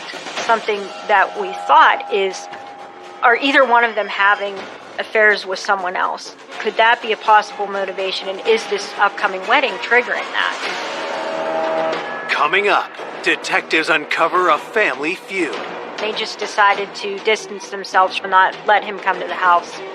And learn Jack's inner circle isn't as loving and devoted as it first seems. Things got more contentious. As police keep digging, more suspects surface. We learned of several burglaries. They had concerns about the employees. They hire criminals. Just when the investigation is about to hit another dead end, We had no idea who would have done this. detectives make a crucial discovery. It was exactly what we needed. When we got the phone records back, it was, oh my God. That was an aha moment.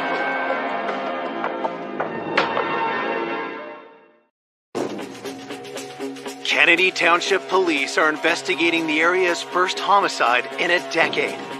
59-year-old Jack Parks was found dead in his home by his fiancée Carol in what appears to be a robbery.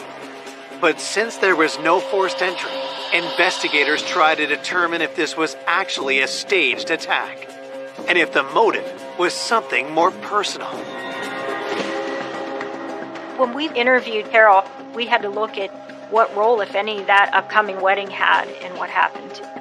We had to start looking at every aspect of their lifestyle. What were the family dynamics? We had to chip away at a number of things in their life. Things that happened that day, but also things that might have happened in the past that could be a motivation for this murder. They had their differences. They'd have their arguments. But it wasn't my point to get involved in their squabbles. We kept talking more and more about any kind of problems that they had had in their home. And I asked her, do either of them have a gun? And she said that they did not. Carol says she would never do anything to hurt the love of her life. She wanted to marry him. Jack was her soulmate. Jack and Carol, they loved each other. They felt they were already married. To everybody, they were husband and wife years before, the wedding was planned. Carol was very upset. It was very difficult to talk to her while she processed that emotion, but then to still get the information we needed to keep moving the investigation forward. To me, that was a sign that she wasn't involved. With suspicion shifting from Carol for now, investigators explore whether theft was the main motive. The bedroom was ransacked. The mattress was disturbed. Things were emptied out of drawers. Carol had indicated to me some items that should be there. Their wedding rings that they had bought. Jack collected some coins. He had some expensive watches. She indicated that the watches should be in the boxes. When we first processed the areas of disarray, none of those items were there. That was our first big clue to go off of. I knew that if we could find that jewelry, we could find who was involved. We didn't know if the person who took it might have given it to someone else, but we had to start with where is it, who has it, and how did they get it. The next morning, the autopsy report comes in. He was taken out with one shot and to the right side of his head. It took it to a level where you know that is someone who probably came there with the intent to either use that weapon to intimidate or control Jack. There was a projectile that was recovered from his skull, and we were able to determine that we were looking for this .380. So that was a good start for us. Now we knew what kind of gun we were looking for. During the victim's autopsy, you could see that there were no wounds on his hands at all. There were no scratches. There were no broken fingernails. Nothing that seemed to indicate that he had had a chance to fight back. He had been caught completely off guard. During Carol's interview, she indicated to police that Jack's nephew, Bradley Johnson, is someone they should look into. Bradley was living across the street with his mother and father, across the street from Jack. And he was always over there. And from what I understand, he was one of the last ones to see Jack alive. We made contact with Bradley, and Bradley had told us that he had gone over to Jack's house on the 21st, and he said he got there around 10:30 in the morning. Detectives find that timing suspicious. They know Jack was killed sometime between 6 a.m. and 3 p.m. that day. I asked him, I said, Bradley, what did you go over there to talk to him about? And he said, well, Jack's mother had passed away, and he knew that Jack was looking to sell the home. But Bradley wanted to negotiate a deal with Jack, and he wanted to talk to Jack alone because he said, I don't want Carol weighing in on this. I want this to be a Parks family matter, and I want to discuss it with him. In his words, I didn't want her putting her 2 cents in. And that was a phrase that seemed to hint at some kind of animosity. Bradley tells investigators that he finds Carol too controlling and that she shouldn't have a say in this family decision. Jack wanted to wait until he could talk with Carol about it, which sort of defeated the purpose of why Bradley had gone there when she wasn't home. So he said he ended up leaving and they were going to revisit the conversation later. As investigators press him further, Bradley reveals an alarming fact. We did ask him about any firearms that he owned, and when Bradley told us he owned a .380 caliber pistol, it kind of was like, okay, this may be something broke bad, because now we know Carol leaves for work at 6 a.m. and Jack's alive at 10:30 because Brad's telling us he's over there. He indicated he had left about 11:15. With Bradley's timeline, it definitely seemed that Bradley was very close in time to when Jack would have been killed. And he put himself there. He had the same type of gun. Had the discussion about Jack's mother's house turned fatal? With the timing of Bradley's conversation with Jack, it made me wonder whether things got more contentious than he was alluding to in my interview with him, or did he leave there upset, or did somebody else come back and do something to Jack? It had to be looked into.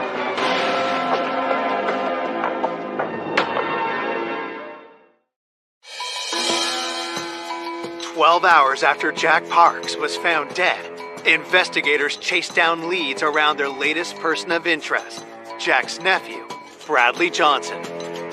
When I found out that Bradley was a suspect, I was mad. I was really upset, knowing that they thought that. But then again, when it comes to an investigation, the police are doing their job. Bradley and Jack had a disagreement, and he admits to owning the same caliber gun. So that definitely stepped up our interest in Bradley. This is a gun that we needed to take a look at. Bradley's gun was collected, taken to the lab where it was test fired. The ballistics on the gun did not match the projectile that was recovered from Jack during the autopsy. With nothing concrete linking Bradley to the murder, he is dropped as a suspect. Detectives also corroborate Carol's alibi. On the day that this happened, we were able to verify that she was at work and she was accounted for at that time. We were able to eliminate Carol as a suspect. Looking for new leads, detectives speak to the other nieces and nephews who were close to Jack. During our interview of Carol, she had told us about her nephew, Michael LaPea, who was almost like a son to her, and he had been at the house a lot. They got along good. Michael joined the military. Jack was very proud of Michael. Jack took pride in the nieces and nephews because he watched them grow up. Michael was brought in to the homicide office and interviewed about Jack's murder. And during that interview, Michael had said that he was unemployed. He was trying to seek help through the VA hospital due to his PTSD from being in the Army. Michael had been discharged from the military due to his use of cannabis. Michael also admits he'd fallen out with the family, including his aunt and uncle, and hadn't seen them in a year. He specifically denied being over near the victim's house, and he made reference to them being estranged. Michael had a bit of a drug problem, and Carol and Jack decided to distance themselves from Michael and not let him come to the house. Detectives still need to know where Michael was when Jack was killed. We knew Carol left around 6 a.m. We knew that Bradley was there about 10:30. We knew Carol found him around 3 o'clock. So there's a window of opportunity of about 4 hours. He told us he was at home in Sharpsburg on the day of the incident, July 21st, 20 minutes away from Jack's house. He said that his girlfriend had kind of unexpectedly taken the day off and they spent the day together. Nothing out of the ordinary. He gave us some landmarks on our timeline that we could check out. Michael and his girlfriend Melanie had gone and done some shopping in the town that they lived in. He said that he had had a doctor's appointment at the VA hospital later that afternoon. These were things at businesses and locations that we could check from doing surveillance video or getting sales transactions. Michael's girlfriend Melanie did corroborate his activities, and she stated they had spent the day together. It was determined that his alibi had checked out. A day into the investigation, with Jack's closest circle cleared, investigators escalate the search for the missing jewelry. We were physically going to many pawn shops to try to see if anybody had sold this jewelry. We didn't get any traction with that. That's when we started doing a canvass of the neighborhood. When we were doing our neighborhood canvass, so many people had mentioned near their house there's a meat factory, and they had concerns about the employees. We had heard things like they hire people with records, they hire criminals. From talking to Carol, she said they have a straight view into Carol and Jack's home, and Jack had mentioned sometimes he would let people use his phone or use the bathroom when they were on their break, and it upset her. In a case like this, you may see, hey, look at this guy, he got some gold on. It's a crime of opportunity. We knew that they got their morning break right around the time when people stopped hearing from Jack, so we definitely wanted to look into that and see what the consensus was over there. I think we did like almost 40 interviews of all the employees to see who they were. One worker in particular piques police interest. Ronald Evans was a name that came up from multiple employees in the context of people who had gone over to Jack's. This may be the person that Carol was aware that had come over there. Ronald Blevins was somebody who had had a criminal history of petty theft and assault, so he was on our radar for sure. Investigators worked quickly to bring Ronald in for an interview. Ronald indicated that he had known Jack and they were actually friendly, and that's why he was allowed to come into the house when Carol wasn't home. Carol said she would get upset with Jack. She would say, "Jack, don't just let anyone in our house. You can't do that." And he would just, kind of shrug it off. But she just didn't want people coming into the house that she didn't know. Investigators asked Ronald point blank if he had anything to do with Jack's murder. He said he had no involvement in Jack's death. The day that Jack was killed, Ronald didn't come to work. He had actually taken scheduled vacation for Friday and Monday. Ronald Blevins' alibi checked out, and we were able to eliminate him as a suspect in this case. Desperate for a new lead, investigators look for similarities with other robberies in the area. After Jack's murder, we talked to the local authorities, and during that we learned of several burglaries, one of which an older lady was burglarized and about $5,000 worth of quarters were taken. Jack's killer had stolen his coins as well as jewelry. Is this the same person? And could they strike again? The neighbors were very afraid. We still have a killer out there. It was a whodunit. Once something like this happened, you think that anything's possible now.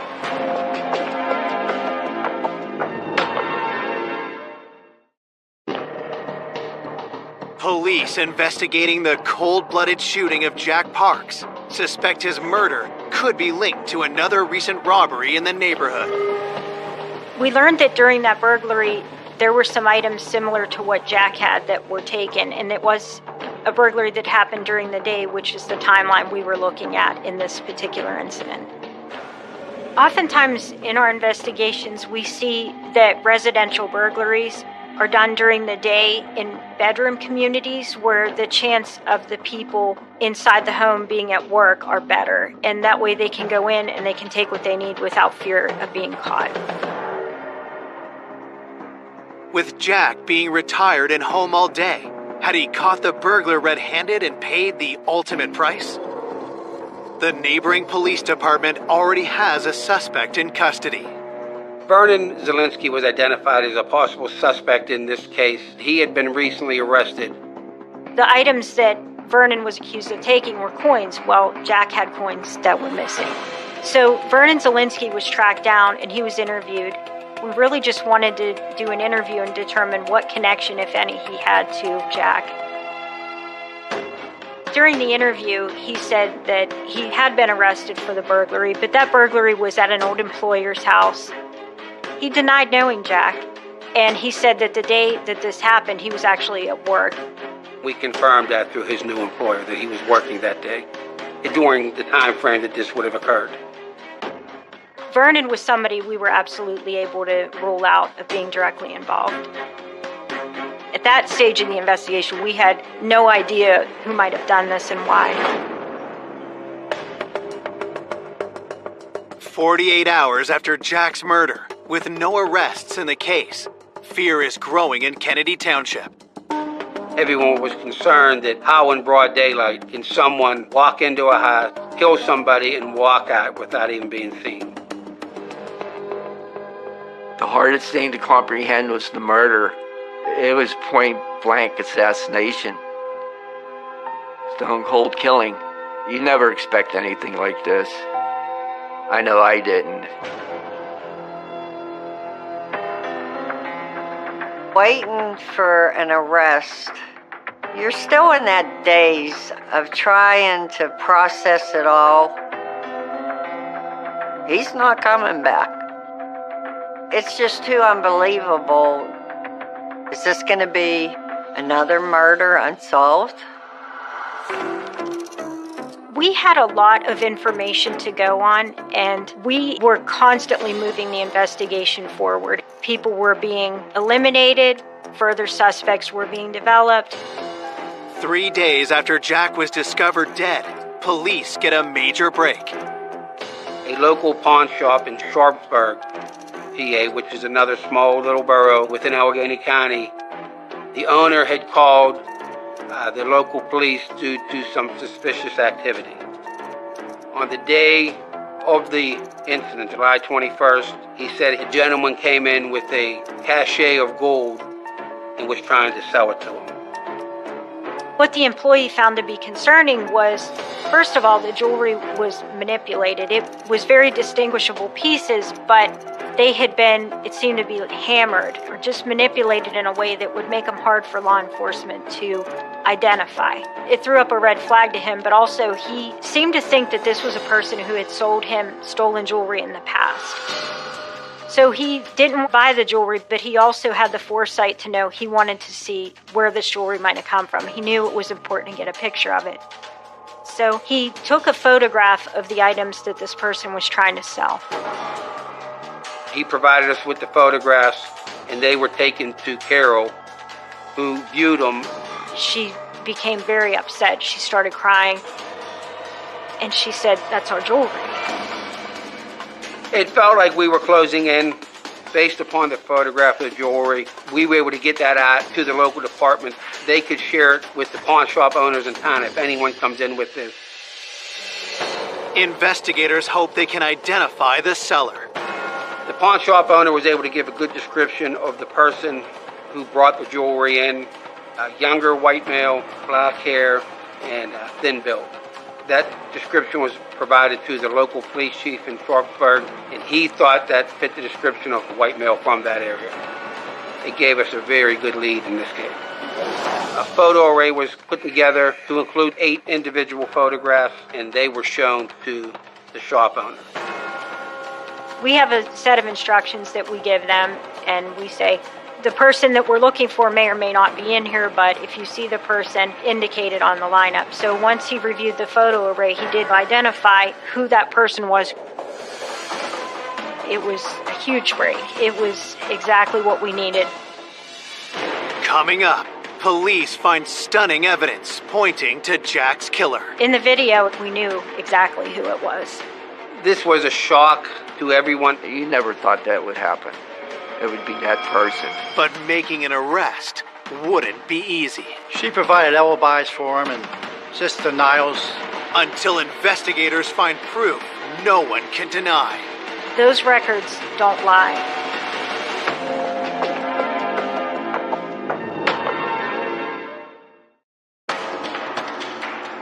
Detectives have just identified the man who tried to pawn murder victim Jack Park's jewelry.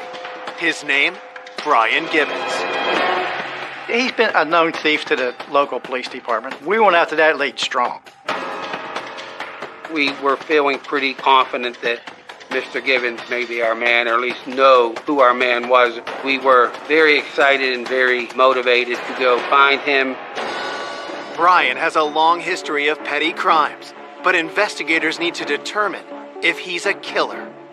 4 days after the murder, they get a warrant to search his home. Specifically, we were looking for any of the very distinguishing items that Jack Parks had. Unfortunately, we didn't find any of the victim's jewelry in the house, but we did find some items that did turn out to be stolen from someone else. Based upon the search at Mr. Gibbons' residence, we were able to arrest him and have him sent to the county jail. Investigators question Brian about Jack's missing jewelry. He said that he didn't have anything to do with it.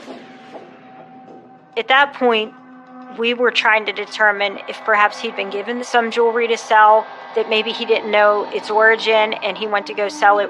We really just wanted to see if we could come up with any connection to rule him either in or out on the homicide of Jack Parks. Brian tells detectives he doesn't know the victim and has never been to his home. He said he had no connection to Jack at all. He denied having any knowledge of the Jack Parks homicide. We asked, well, what's your alibi? And he goes, I was arrested for entering an abandoned house that day. And that was confirmed. Brian was not the killer. He had a solid alibi. It was clear that he was not the same individual who had come in to the store on that Monday and tried to sell the jewelry. The pawn shop owner mistakenly identified the wrong person. The investigation kept hitting dead end after dead end. We thought we had it, but then once we eliminated him, we took a pause. We had to step back a minute, not start all over, but then keep everything else in perspective. While detectives hunt for new leads, Jack's loved ones struggle with their grief. Instead of looking forward to Jack's wedding, 5 days after his murder, they attend his funeral. When he told me he was going to get married, his brother and I would have stood up for him. I was proud because I was never a best man. And there I was, carrying his casket. God, to have something like that happen in such a quick time, it's devastating to everybody. You feel the hurt, but it really doesn't sink in until the funeral's all over. And then the shock is over. It's reality. He's gone. Fearing the case could go cold, a week after the murder, police step up the hunt for Jack's stolen jewelry, hoping the culprit is still attempting to sell it at a pawn shop. We all just sort of fanned out, and we took particular geographical areas. We knew there was still a person that was out there trying to sell Jack's jewelry, and we had to just keep holding out hope that the pawn shop would take their identification, that they would keep good records. That's what kept us going, honestly. There is a detective in the city of Pittsburgh who is a pawn shop records analyst, and I reached out to her and I told her what items that we had missing, and on August 4th I heard back from her, and she told me that she had found the jewelry where it had been sold. Investigators race to the pawn shop.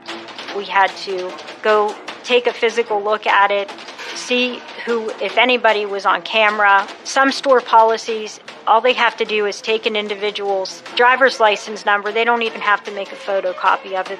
So we were trying to remain optimistic that somehow we would get an image of the actual person who tried to sell that jewelry. It could have been anyone at that point. The pawn shop has surveillance video, and what detectives see on tape is jaw-dropping. It was, oh my God. We knew exactly who it was. In the video, it was Michael Apaya, which was Carol's nephew that Jack raised like one of his own. This was a shock to everyone.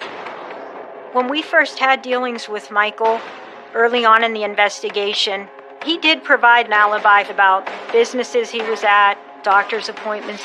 Michael had his girlfriend Melanie saying that he was with her during the time that Jack would have or could have been killed.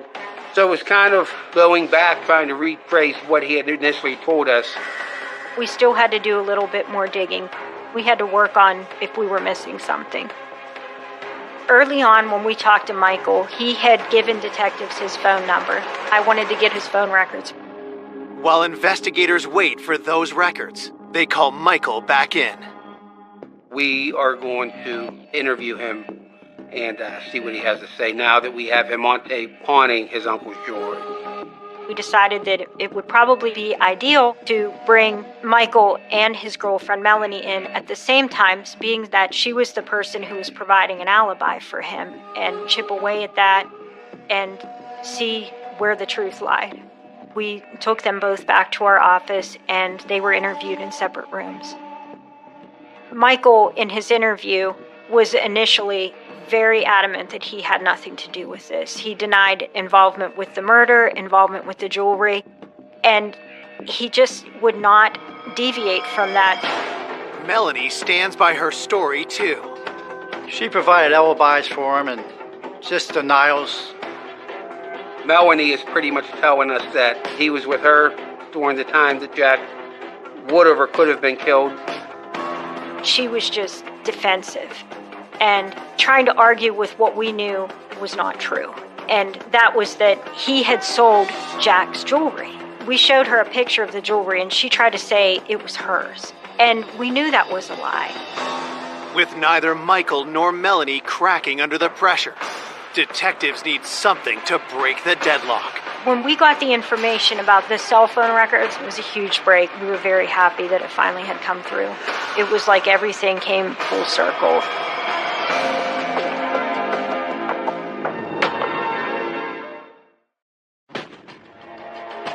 Two weeks after Jack Parks was shot to death in his own home, investigators get the break in the case they needed.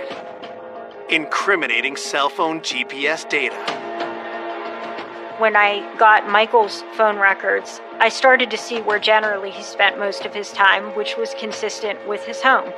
He told us he was in Sharpsburg, 20 minutes away from Jack's house, on the day of the incident. Parts of his alibi checked out, cell phone data-wise, but there was an anomaly where about 11:45, his cell phone pinged over in the area of Jack and Carol's house. To me, the significance of 11:45 was it is in this time where Carol can't reach Jack. It would be impossible to be in Sharpsburg and your phone ping off a tower in Kennedy Township. The amount of distance between the two, it wouldn't be possible. He was not at home. He was over near his uncle's house. So 11:45, Michael's phone being over there was an aha moment. Those records don't lie. Detectives want to see how Michael will react when confronted with his own cell phone records. It was like he had just got smacked in the head with a baseball bat. He became very quiet, took a second, and he just let it all out. I was suffering from PTSD, and the morning of July 21st, I asked Mel to take a ride with me. She just drove down with me and I parked her car. I told her to wait. She never got out of the car. She had no clue where we were going. Michael's explanation of why he went to see Jack only raises more suspicion. About a year ago, I was accused of stealing jewelry, and I wanted to make amends. I wanted to fix it. I knocked on a door to apologize and talk. At that time, he became hostile, and he choked me and swung at me. His story changed to self-defense. He had two hands around my neck, and at that time, I felt my life was threatened, and I had a pistol 380 on me. It went off. Reconciling that just wasn't possible. Jack was shot one time, right close to his ear. Basically, someone held a gun to his head and executed him. He fell to the floor, and I panicked. Ren grabbed jewelry, and I left. Michael tells detectives he sold the jewelry for $1,000. Even more shocking is what he spent the money on. You stated that that's one of the people you sometimes purchase narcotics from. Yes. I gave him about $600 to $700. In addition to that, several days later, what did he give you? He gave me heroin. Michael was following a path of substance abuse that was getting to be more addictive drugs, and his use was increasing. It wasn't recreational anymore. It was more the behavior of an addict. It was heartbreaking for us to know that someone who was almost like Jack's son, a very close family member, would do something like that in exchange for a couple of dollars to get high. I believe Michael went to that house to take jewelry. He knew Jack was there, and the only way he was going to get that jewelry is if Jack was dead. He walked up to the house, and as soon as Jack met him at the door and turned his back to him, he shot him, and he fell, and he died instantly. On August 5th, 2014, Michael LaPaya is charged with first-degree murder. To say to Carol, we know who did this. It was hard, but the hardest answer that we had for her is when she said, Michael who? And he had the same last name as her, really. It was hard to tell her that, it's your nephew. And it just hit her, and she was very upset. You never thought that would happen. It would be that person.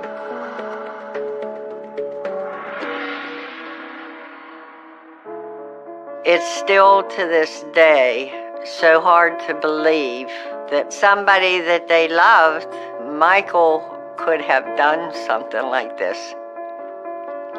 I mean, what he did, I can't describe. There's no words. At trial, Michael is found guilty. On December 9th, 2015, the 24-year-old is sentenced to life in prison.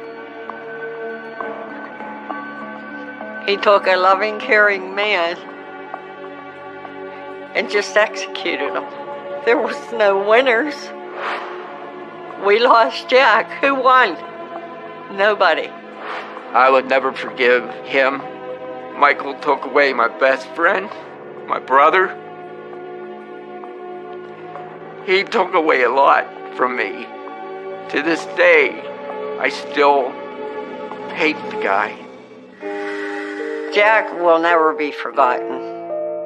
In the beginning, it's hard talking about a loved one without really breaking down crying. But you continue to talk about him. You keep their memory alive. And that's how he stays with us. Every day, he's here in my mind, my heart, and my dreams. I see his face. Always smiling. I know he's flying with the angels.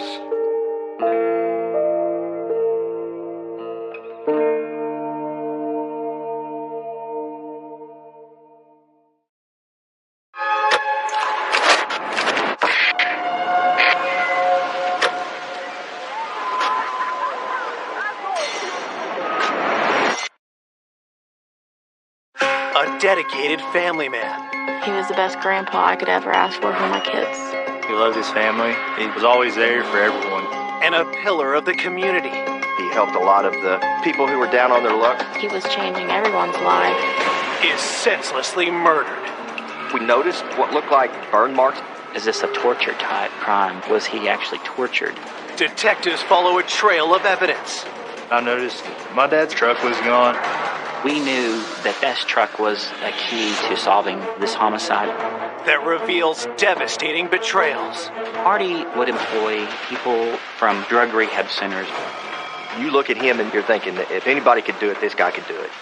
Then a surprise lead reveals a killer no one imagined. I told you guys everything I know. No, you haven't. We're pretty excited. We're just about to go nuts. It was a moment, I'll say that. I never thought he would do something like that. He's not the guy I would have picked to have committed this crime. I was in complete shock.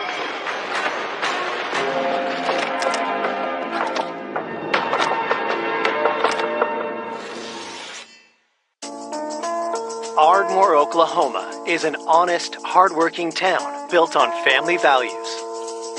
We're a town of about 25,000 people, and it's a wonderful community. It's a great place to live because you can have that large town feel and then yet come home to the small town atmosphere as well. On the evening of November 15th, 2019, that small town feeling is shattered when police respond to a 911 call. I had just sat down to eat when the phone rang, and it was dispatch advising me that officers were out on a possible homicide. Police are checking in on a local man who hasn't been seen or heard from in several days. They arrived, immediately looked in the window, could see the victim was laying face down in the floor, and they could see blood, so they forced their way into the residence. They knew immediately that he was deceased. Minutes later, homicide detectives arrive at the scene. The living room was just in disarray. There was items kicked over. There was blood on the couch. There was blood spatter on nearby items in the living room, the TV and pictures. And so we knew that there was a struggle that had taken place in that room. When the detectives look at the body, they recognize the dead man. I knew the victim. It was Marty Lucas. Most of the police officers knew who Marty was. Marty helped in the community. He helped a lot of the people who were down on their luck. Marty was a nice guy.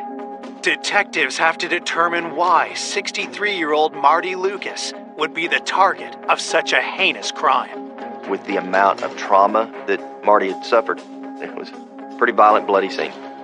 You can see a lot of blood that has pooled around the body.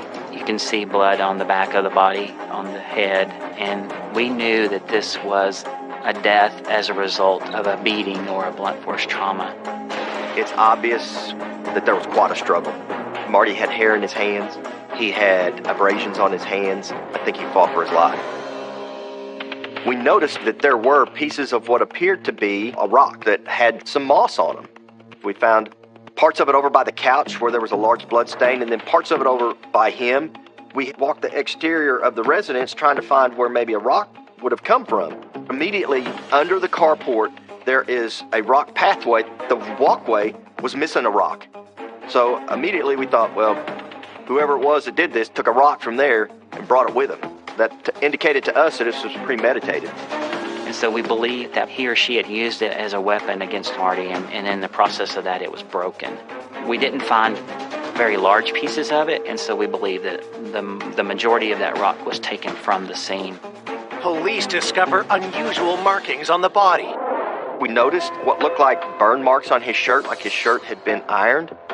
My initial reaction was not only has he been hit by an iron, he's been burned by an iron. Is this a torture type crime? Was he actually tortured? And so we believe maybe early on that the iron could have been a murder weapon, or at least an additional murder weapon in this case. But what could have been the motive for such a violent attack? Where his wallet would have been, someone had reached in and taken his wallet, because you could see the blood transfer, a handprint, like sliding down into his pants almost. We were pretty clear that this was a crime involving a robbery and theft. His wallet was missing along with his phones. Detectives make one more important observation. We thought whoever had killed Marty knew him because there wasn't a sign of forced entry. As investigators work, Marty's son Michael arrives at the scene. I went to his house. It was a nightmare. It's the worst day of my life. I was in shock once I seen what was actually inside. My husband called me. He said, my dad's dead. Someone killed him. And he was just screaming in my ear. He's like, I can't believe someone would kill my dad. I was in complete shock. He was such a nice person. Who would want to hurt him? Marty Lucas was born into a military family in 1956. After graduating high school, Marty got married and had 2 children, Jennifer and Michael. Michael and his dad were very, very close. He loved his family. He was always there for everyone, you know. He made sure to make time for everyone. I used to call him Papa Smurf because he's just really funny. He's short. He's just a real, bubbly person. My parents, they divorced when I was pretty young. Marty had struggles when my husband was a child and a teenager. He had a substance abuse problem. He had been in and out of trouble with the police, petty crimes that was a result of that addiction. In 2007, Marty got a second chance when he was offered a job as a carpenter and found renewed purpose in life. From then on, he straightened up and started his own business. Did really well. He turned his life around. He was one of the few success stories that I'm aware of in my career. Marty threw everything into rebuilding his life and his family. He taught me a lot of work-related skills at an early age. He let me start working with him when I was 12 years old. And my son, he's 8. He's already starting working him, basically, showing him skills like he did me when I was young. He was the best grandpa I could ever ask for my kids.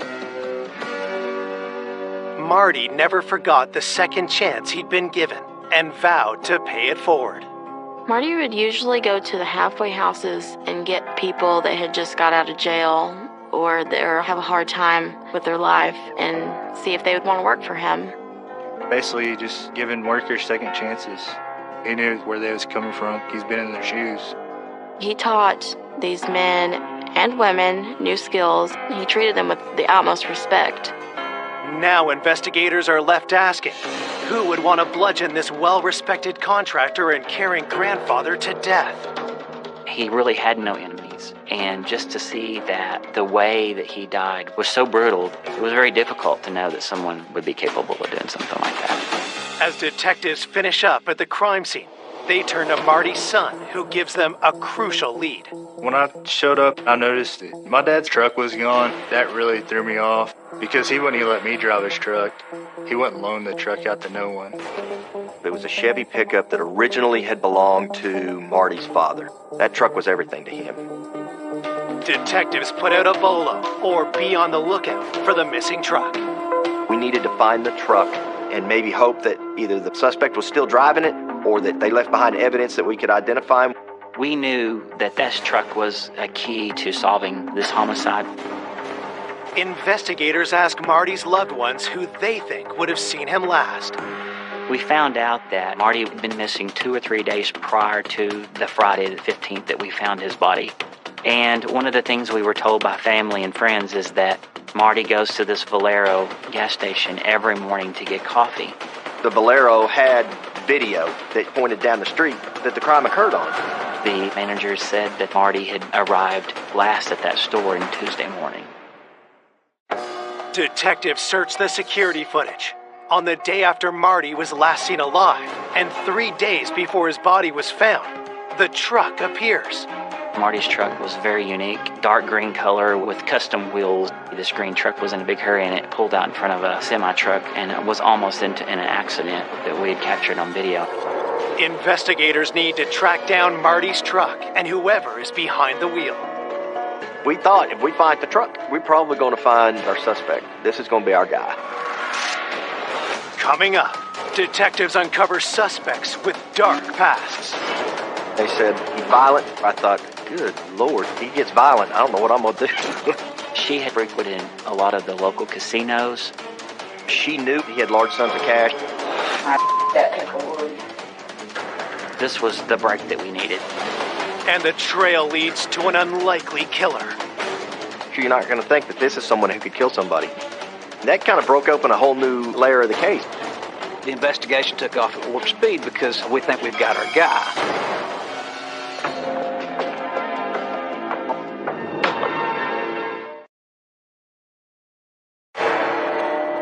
Police investigating the murder of 63-year-old contractor Marty Lucas have obtained gas station surveillance video of someone driving his truck the day after he was last seen. We collected hours and hours of video from the store. We were able to piece together some events that happened before and after the homicide. The footage shows a busy street a few blocks from Marty's house. When detectives scour the rest of the security tapes, something grabs their attention. On Wednesday morning, just after daylight, you can see a gentleman walking from the direction of Motel 6, and that person was walking towards Marty's home. Is this unidentified man involved in Marty's murder? You can see the suspect. Then an hour later, you can see on the video that there's one guy in the truck, that there's a single person in the truck. And so we thought he might be the same person that was in that video. Marty did not allow just anyone to drive this truck. In fact, he did not allow anyone to drive this truck. We had to follow the stolen truck. That was really going to be our key to solving this case. While officers continue their search for the truck, detectives return to speak to Marty's family and friends. That's one of the things we were trying to just nail down is, who has Marty been hanging out with lately? Who has he been working with? Who has he had problems with, if anyone? Police learn that along with helping people back up on their feet, Marty often forged friendships with those he employed. Marty would become close with some of the men that he worked with or that he would hire and try to get to know them. There's probably about 6 or 7 of them I actually got pretty close to. He built up friendships with them.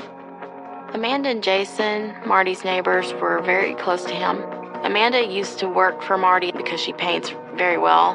He didn't look down on me for, I was trying to get my life back on track. And he told me he did it, so you can do it. Marty would bring a lot of these folks to family dinners or get-togethers. He tried to bring them into his family. But now, police want to know, had Marty's generosity and business exposed him to danger? He paid all of his people in cash. And that's just the way it is in the day labors with those guys. They need money that day, so they're going to work. And everything's cash. To know that he could pay them daily with cash and help them out may have led to his demise. Police also discover not all Marty's employees felt like part of the family. It wasn't an easy road for Marty because sometimes he would have to tell them that they couldn't work for him anymore because they would steal from him. Anytime you're working with people who have drug and alcohol problems, it's not uncommon for them to steal from their employers. And Marty had faced some of that. He wasn't afraid to stand up to these people. He would tell them, if you mess up, you're gone. So our list of suspects was a mile long. We were given several names, but yeah, it was so difficult for investigators because it was going to be hard to track them down. Where they were staying, they usually don't keep jobs very long. As detectives begin tracking down Marty's current and former employees, they ask his neighbor if anyone had a grudge against him. Well, I initially went to interview Amanda, and she said, over the last month or so, there's been some rough-looking characters over there. 1 month before his death, he had been hanging out with these new people, and they were helping him work on his truck and then had to redo the job. She thought maybe there had been some anger issues between the victim and those guys. The day they were there working, Marty seemed to be pacing back and forth like they were taking too long, and he didn't want to, leave them at his house. They were making too big of a mess. He was upset about that. Amanda didn't know the men, but had overheard Marty talk to the man in charge. One was a guy named Junior, and so this was someone that we wanted to speak with. There's just one problem. We did not know who Junior was. We knew this to be probably a nickname, and that's all we really knew. While detectives plan to search for Junior, Amanda also provides them with the name of another one of Marty's former employees. Marty met Chris Dyer at a Valero, the local convenience store that he went to nearly every morning to get a cup of coffee. Chris had recently been fired from that store, had a falling out with the owner, and Marty had employed him. I know Chris Dyer had worked for Marty, had been fired from there for drug use. He'd had a criminal past. He'd been arrested, had an addiction problem with drugs and alcohol.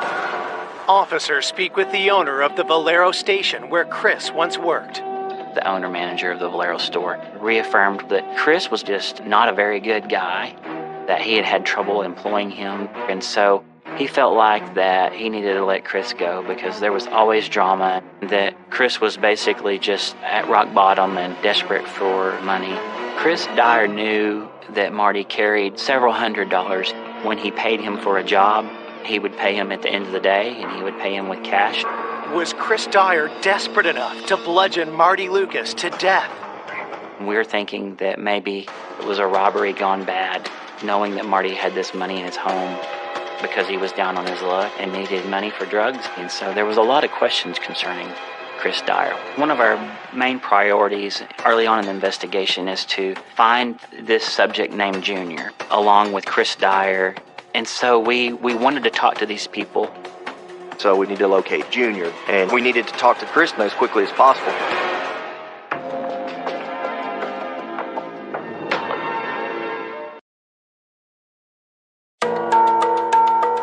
Police investigating the murder of contractor Marty Lucas are chasing multiple leads as they search for his killer and stolen truck. They've set their sights on two of Marty's employees, an unidentified man called Junior and a recently fired laborer named Chris Dyer. A lot of these folks who are going through tough times, there is nothing permanent in their lives. There is nothing fixed in their lives. There is no stability. And so it was hard to track them down. Following a lead, police questioned employees at the gas station where Chris had worked. I spoke with the clerk that was on duty at the Valero, and she was able to give me a phone number to Gina Dyer. Gina is Chris's estranged wife. She and Chris had been separated about a month because she had caught him cheating. He had gone back to drug use, and he was currently living at the Econo Lodge Hotel. Detectives find Chris at the hotel and bring him in for an interview. We really thought that we had something. We knew that Chris had easy access to Marty's home. Chris Dyer knew that Marty carried up to $500 to $600 in cash on him at any given point in time. So there's a rumor that some rumors went around that maybe you and him had gotten crossways and he had basically fired you. So you never had a disagreement? No, not at all. Nope. I'd like to know who in the hell's saying that, because that's bull. Pardon my French. Police know better than to trust Chris's word. We knew that Chris Dyer is down on his luck and had run-ins with the law, and well, maybe this is our killer. This is who it is. And then you get him in an interview room, and he's cooperative, and he's genuine. In fact, he was very distraught over Marty's death. I hope you catch who the hell did it and fry their ass. Yeah, I know, right? But he was, man, that guy would do anything for anybody. He had some empathy there because he'd been in trouble before, too. And, yeah, sure.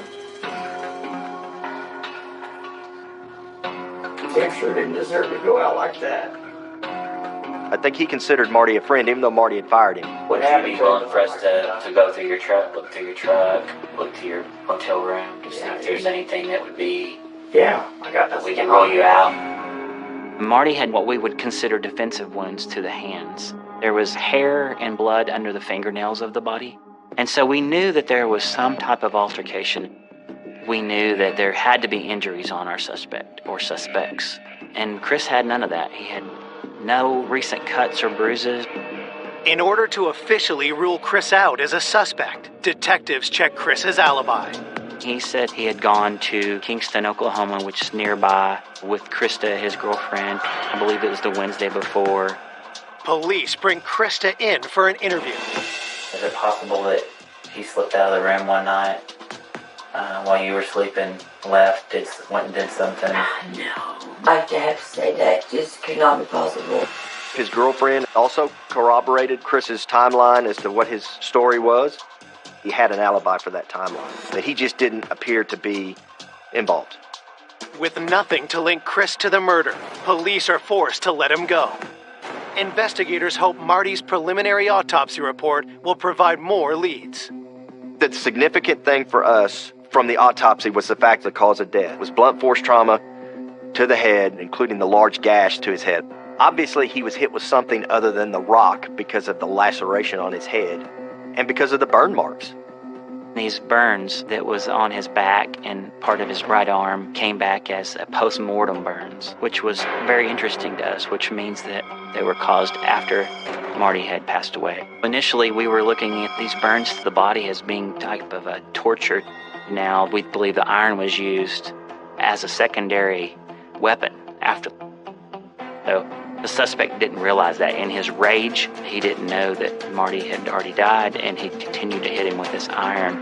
The preliminary autopsy report doesn't conclude whether the rock or iron ultimately killed Marty, and an exact time of death remains undetermined. Meanwhile, with the killer still at large, the worry takes a toll on Marty's family. His son, Michael's always a quiet person, but he was like a walking zombie. I couldn't sleep at night. I'd stay up during the day.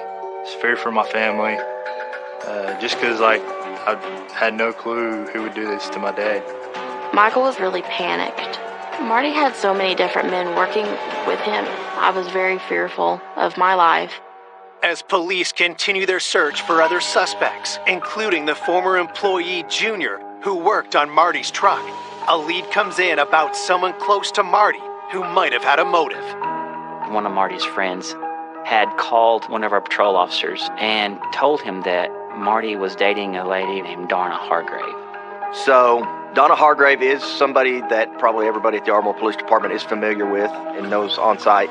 We knew Donna had a drug problem as well. She did have a few run-ins with police and frequented a lot of the local casinos. Could Donna's vices have pushed her to murder Marty? She knew Marty and knew that he had large sums of cash, and because she is a known drug user, that perhaps she had enlisted the assistance of another known drug user to go rob Marty. That was a scenario, obviously had some possibility to it. That's why we needed to talk to Donna as quickly as possible. Officers bring Donna down to the police department for an interview. Upon bringing her into the interview room, she was handcuffed, and I knew she had not come up there willingly. What's this about? Yes, if I'm not under arrest, then why do y'all have a reason to search me? She was really uncooperative. She did not want to speak to us. Okay, what is this about? Please get this over with and tell me what it's about. Okay, so... Somebody who I've been hanging with. Yeah. Okay, who? Marty Lucas. That people. That's straight up. She definitely has a problem with Marty that was very suspicious, and it really struck a nerve in us because we wanted to know what this problem is.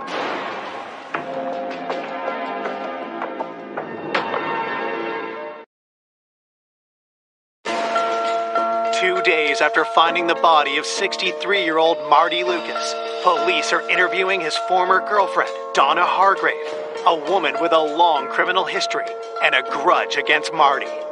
She had been arrested many times here in Ardmore. She had been known to be at least uncooperative with police, if not somewhat violent and unruly. She didn't really care too much for Marty. We thought maybe she had something to do with his death. He pissed me off because he was just being a dickhead. So when you said him, what were you mad at him about? He just promised things and don't ever fall through. Like I talked to Marty about moving my trailer over to him. Over to his house or something. He said no. He knew that she had not been clean and that she had not been trying to straighten up and that he wasn't going to help her as long as she wasn't trying to help herself. Could Marty's rejection have led Donna to do something unthinkable? So if I were to tell you something bad happened to Marty, what would you say? What do you mean? What's wrong with him? Well, if I were to tell you he was dead, someone did something to him, what would you say about that?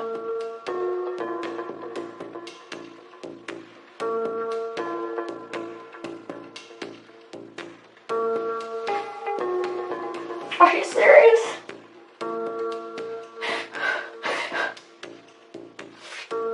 Yeah.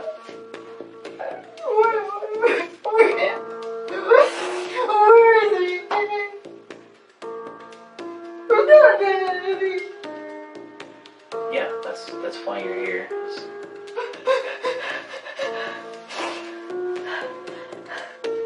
This was a girl that was very hardened, and for her to break down and to cry and was very genuinely upset over Marty's death. She did say that they had recently broken up and that she hadn't seen him anytime in the last 4, 5, 7 days. Can you kind of start like maybe Wednesday morning and tell me where you were, what you did, where you went? At my mom's and I slept all day. Okay. And we were able to pretty quickly corroborate where she had been. It was unlikely that she had anything to do with his death. However, we did not rule her out immediately. Days after Marty's gruesome death, his family and friends come together to say their goodbyes. Marty's funeral was amazing. It was very, very sad, though, because everyone who knew him knew that he didn't deserve anything ever bad to happen to him. Everyone loved Marty. Everyone. There was quite a bit of his workers, even his past workers, that come to his funeral. It was a good day, but a bad day at the same time. Meanwhile, police doggedly follow each and every lead. We did have a large suspect pool because we didn't know who all might have been working for Marty. One of the things that we wanted to get identified was who Junior was that was working on the truck. So myself and another investigator said, we'll run by the halfway houses and see if we can get Junior identified. So we went over to the Broadway house, and the director there gave us the name of Clarence Bibb Jr. He said he thought Junior was from up by Oklahoma City, and he's got a pretty extensive record, including some assault. Well, we really believe that if Junior and Marty had gotten into an altercation over the payment of the truck motor, maybe he took the money, it got out of hand, he killed Marty, took Marty's money and the truck, and took it back to Oklahoma City to chop it up. We found that law enforcement there knew Clarence very well. They knew his family very well. And they lived in several homes that would be described as a compound, like a family compound. And they said, don't go out there without a lot of us. Clarence is violent, and so you don't go up there by yourself. Detectives assemble a task force with local and state police and make the 2-hour drive to Junior's compound. When I first got out there, I thought, man, this is a real possibility. Man, we might find our truck out here. So we went up and knocked on the door. And when Clarence showed up, I thought, good Lord, this is one large man. And if he gets violent, I don't know what I'm going to do. You look at him and you see what had happened to Marty, You're thinking that if anybody could do it, this guy could do it. He's big. Detectives ask if he and Marty had fallen out over the work Junior had done on Marty's truck. And he was happy with what Marty had paid him, and there was no disagreement. He said that Marty paid him $500 more than he was supposed to because of the trouble that we went through. And in fact, when I told him that Marty had died and that someone had caused his death, he too got emotional. Here, this big, mean, gruff country guy, and he's crying like a child over his friend's death. He said, I wouldn't hurt Marty if somebody paid me to. He said he considered Marty a mentor and a friend. Clarence denied that he had been in Ardmore recently. He gave an alibi that he had been at home with his mom and other family members around the time of Marty's death, and they corroborated his story that he was there. He fully cooperated with the investigation. He gave us his cell phone. He let us have clothing and boots. He let us search his house. He let us search the property. And he let us just have free reign of whatever we wanted. And we came up with nothing.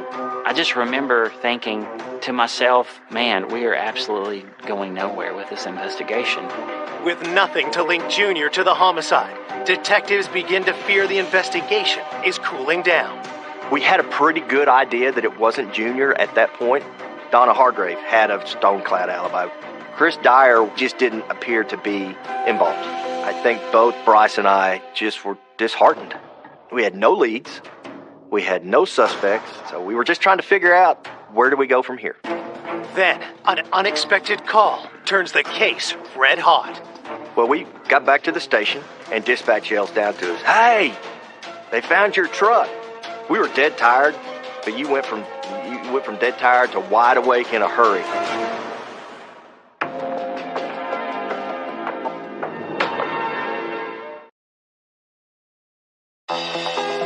4 days into the investigation of Marty Lucas's murder, detectives get the break they were looking for: Marty's missing truck. And I remember the dispatcher telling me they found the truck. And I said, where is it? And they said in Springdale, Arkansas. And so this was the break that we needed. We're pretty excited. We're just about to go nuts. We're like, okay, get a hold of Springdale police, get them on the phone, let's find out what we got going on. It was a moment, I'll say that. Investigators asked Springdale police how Marty's truck had ended up over 300 miles away. A citizen had called and told them that his friend had been in possession of the truck. And his friend, he identified as Jack Latham. But who is Jack Latham? Detectives immediately ask Marty's family if they know the name. They learned Jack was one of Marty's most trusted laborers who hadn't been seen or heard from in months. Jack Latham, he worked for my dad for a long time. He was a really hard worker. Marty was extremely good to Jack. He gave him extra money here and there whenever he'd need it. Marty would bring him by my house sometimes, and they would occasionally ride around together. He seemed very quiet. It was not unusual for people to come and go in Marty's business. Jack Latham worked for him on and off a couple of years prior to this. When detectives dig into Jack's background, they learn he has a daughter and ex-wife in Ardmore and a checkered past. He had an extensive criminal history for drugs and theft, but he's not the guy I would have picked to have committed this crime. Jack Latham did minor misdemeanor type crimes, drug possession type crimes, but this is not a person that would even be on the radar because he had no really violent history. So you're not going to think that this is a guy who could kill somebody, particularly not in the manner in which Marty was killed. Investigators rush to Arkansas, where police have taken Jack into custody and seized the truck. But before speaking with Jack, they interview the man who first contacted police about the truck, Jack's friend, Raymond. Raymond, he says to us that out of the blue, Jack calls on Friday night and says that he has got court on Monday. Can he stay for the weekend? Raymond tells police Jack asked to get picked up at a local parking lot. So he goes to pick him up, and he sees he's sitting in what looks like a pretty nice Chevy pickup. And he says, hey, whose pickup is that? He said, oh, it's a guy that I'm visiting. He let me come sit in it to wait on you. And he says to us, I didn't believe him. Monday morning, Jack says, just take me to jail. I've got warrants. So he takes him to jail, and then he goes back home and he looks to see what the warrants are for, and it's for theft. And he thinks, I wonder if that truck's stolen, because something doesn't feel right with that truck. So he goes back to where the parking lot where the truck is and sees it doesn't have tags on it. And so Raymond knew that Jack was lying. He knew he needed to call the police. We went and looked at the truck, and the truck looked pristine on the inside. But when we sprayed it with Blue Star, there was blood everywhere. We knew in the back of our minds that this was the key, that Jack Latham was the key to Marty Lucas's death. And then the investigation took off at warp speed because, yeah, we think we've got our guy. We went to the Benton County Jail and interviewed Jack that day. First thing I noticed about him is he's slight of build. He's not very big. He seems to be very reserved and meek. He doesn't seem to be what I would picture to be a killer. Then police noticed something else about Jack's appearance. He looked pretty bad. He had some injuries to his face. He had this greenish brown black eye or injury to his eye. He had a minor abrasion to his lip. Could Jack have suffered his injuries while attacking his former boss, Marty? Police start by asking Jack when he was in Ardmore last. Okay. I guess at some point in time you've been in Ardmore, been around Ardmore, or lived in Ardmore or something. Yeah, a long time ago, about 6 years ago. Jack tells detectives he's recently been living 200 miles away in Enid, Oklahoma. Who were you staying with? My brother knew. Then, investigators cut to the chase. We've been working on an investigation for the last almost a week now. Your name's come up. And before I can really get into a lot of questions with you and details and explain to you, why we're here and all that, I got to read you your Miranda rights. After we Mirandized him, he said he didn't want to talk to us anymore. Do you wish to make a statement, or will you answer any questions that we have for you today? No. No? Okay. With Jack refusing to talk, police need to find a way to place him near Marty's house at the time of the murder.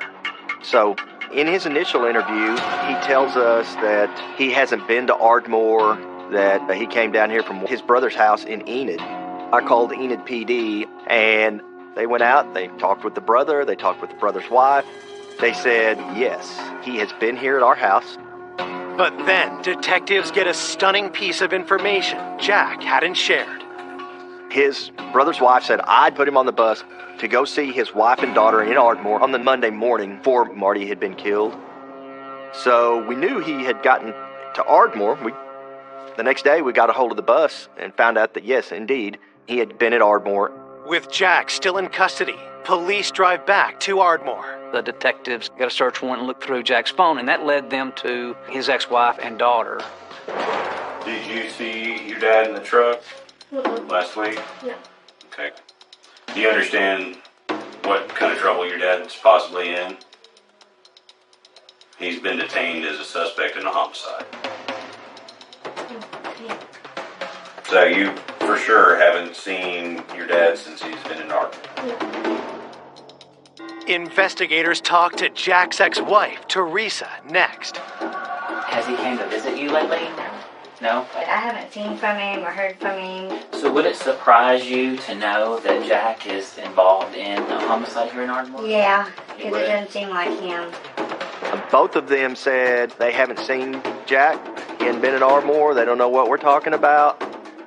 And we knew this was not true because on Jack's phone we knew that he had called Teresa and Shelby. And during that interview with Teresa, I laid it out for her.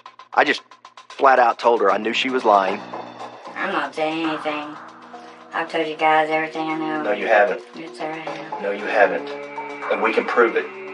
It's a matter of time before we put you in that truck. We put you in that truck, it starts getting serious in a real quick hurry. Police start to question if Jack's ex-wife and daughter are involved in Marty's murder. At that point, she decided that she didn't want to talk to us anymore, and she and Shelby left. And I just told her, we're not going to stop. We're going to solve this crime with or without you. The only question is, what's your role going to be? Less than 24 hours later, police get a call. The next day, early morning, Teresa called, said, I want to come back and talk. So from that, that kind of broke open a whole new layer of the case.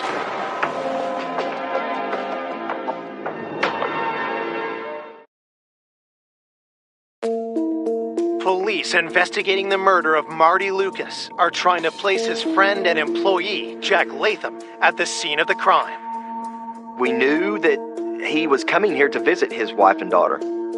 They both told investigators that they did not know where Jack was. They had not seen Jack. He had not been in Ardmore.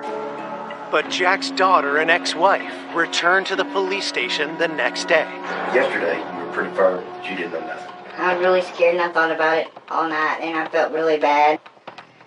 Really hit home, so I had to tell the truth. I did see Jack on the 11th and 12th. Which was what, Monday and Tuesday? Monday and Tuesday. Okay. And he dropped us off at my mom's house on the 13th in the morning. Teresa says Jack stayed at an Ardmore motel on Monday and Tuesday nights. They said Jack had called Marty to see if he had any work for him. And Marty said, no, I can't use you. I don't need you right now. And do you know what day that was? Tuesday night? They both said that about 8 or 8:30 on that Wednesday morning, Jack left, sent an officer to Motel 6 to see if they had video. And sure enough, we've got video of Jack Latham leaving Motel 6, wearing the same clothes as the person that's walking. The Bolero camera picks up. About an hour later, a green Chevrolet truck that we believe was Marty's truck shows up in the parking lot at Motel 6.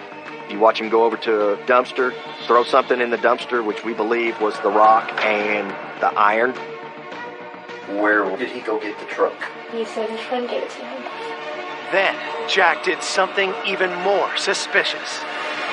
When he came in, he went straight to the sink and washed his hands. He did wipe his face down, and he put his hoodie on, and he told me that he did something bad, but he wouldn't tell me what. He said, we gotta leave, we gotta get out of here. He drops them off, and they don't see him again. And so by then, we got enough to file charges on Jack Latham. I called the family members and told them what we knew. I was very shocked because Jack had been in my house around my children. He just acted very shy, but he didn't act like he would hurt anyone. It was shocking to me because he treated Jack with respect like he did everyone else. Police charged Jack Latham with first-degree murder and extradite him from Arkansas.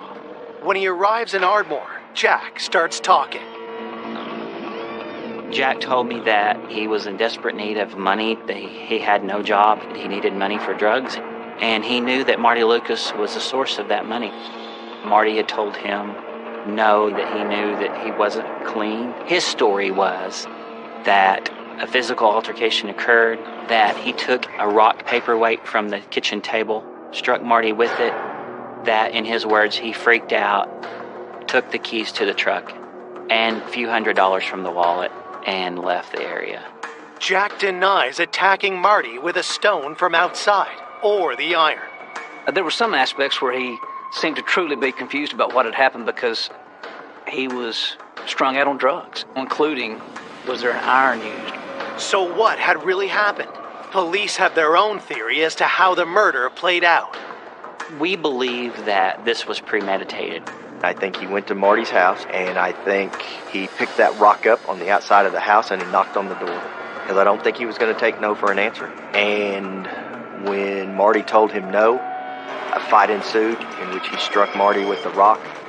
I think Marty fought back. He struck him with the iron, which was readily available, and then burned him with it, whether on purpose or on accident. He took the iron and he took the rock with him, and he disposed of the evidence, and he drove to Arkansas. It was absolutely senseless over a few $100s. Despite the evidence, prosecutors worry defense lawyers will try to argue Jack was desperate and never planned to kill Marty. I thought that this case met the elements from a legal standpoint of first-degree murder, but then you have to be mindful of the fact that a jury would think also Jack's explanation is somewhat believable. He's a hopeless junkie. He's desperate for money. With the family's consent, prosecutors charged Jack with second-degree murder. We didn't want to risk going to trial and then letting him free. In October 2020, Jack Latham pleads guilty and is sentenced to 25 years in prison. I feel like we got justice. I know he's going to be locked up and my family's going to be safe. Jack was very unexpected as a killer because he just didn't act like he was that type of person. Jack Latham, he's still a mystery to me, you know, because just by being around him, I never thought he would do something like that. He did this for nothing. There was no reason for nothing. Marty was such a nice guy. But not only that, I mean, think of all the people whose lives he affected in a positive way. That's a sense of loss for our community. When I lost Marty, I lost my life too. He was the most amazing person I could ever. Sorry. Despite Marty's horrific death, the legacy of his compassion lives on. My dad, he'd be very proud of the lives that he's changed in the community. It made me appreciate everything about Marty and the second chances he gave to everybody, because it made me feel like I should give people second chances.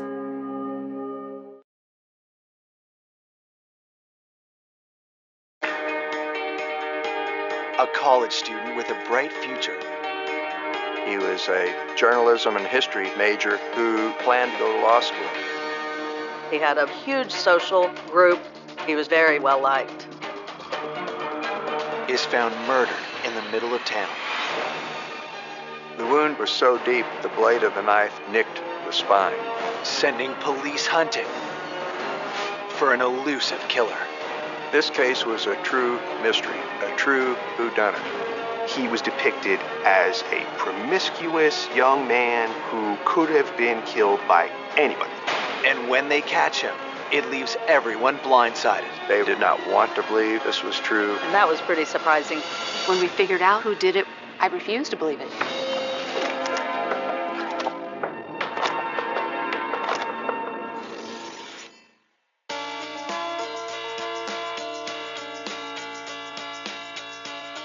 Columbia, Missouri is best known as the home of the University of Missouri. I think many people would consider us a college town. This is a city, small city with 30,000 students, coming in. For the Columbia Police Department, a neighborhood of rowdy kids is usually as bad as it gets. Mainly a lot of college-related crimes, such as the parties and alcohol offenses. Homicides in general were unheard of. That all changes one afternoon in June 2004.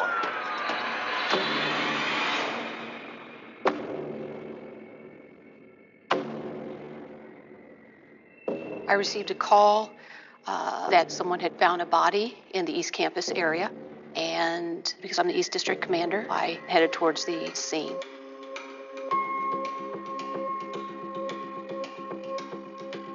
Schwartz arrives to find a team of officers already securing the area.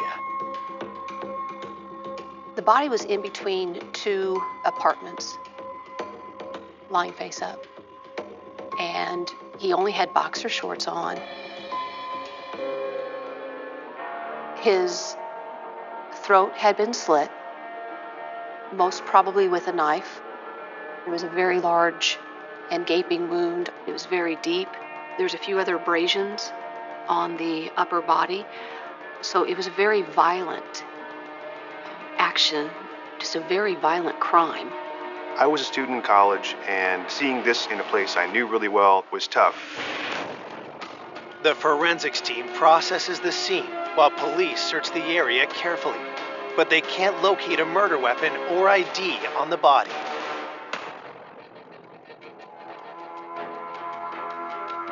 We started talking with people in the area to see if anyone knew this particular person.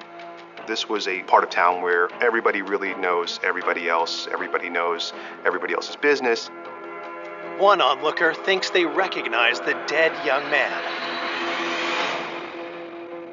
The body was identified as Jesse Valencia.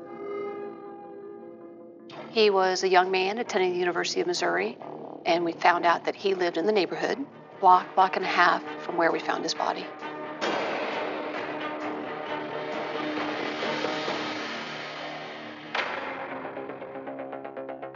The 23-year-old lived alone in an apartment just off campus. Police need to know if that's where the crime got its start. We opened it up and started to look for any initial type evidence, trying to figure out who could have done this and for what reason. The forensic team does a thorough sweep of the apartment, bagging Jesse's cell phone, cigarettes, and other items, while police canvass neighbors to see if they noticed anything suspicious the night before. His neighbor admitted coming home drunk about 3 in the morning and going to bed. He was awakened by yelling that was going on next door. This neighbor actually pounded on the door and then went back to sleep. The neighbor recalls that the shouting was late, almost 4 o'clock in the morning. Police are curious who was in the apartment with Jesse and what could they have been arguing about. That obviously started to help us narrow down the time frame of when this may have occurred. But that's all we had to work with at that point. There were no real clues as to who had murdered this young man.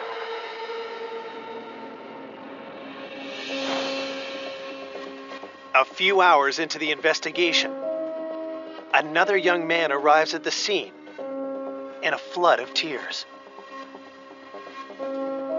This guy named Jack Berry told investigators he was Jesse's former boyfriend who just lived a few blocks away.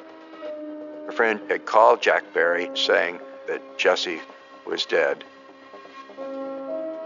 If he had a relationship with Jesse Valencia, he was definitely a person the detectives wanted to talk to. Jack agrees to come down to the station for routine questioning. But first, he helps detectives track down Jesse's family in Kentucky. They called me on the phone, and a detective told me that Jesse had been killed, and I pretty much just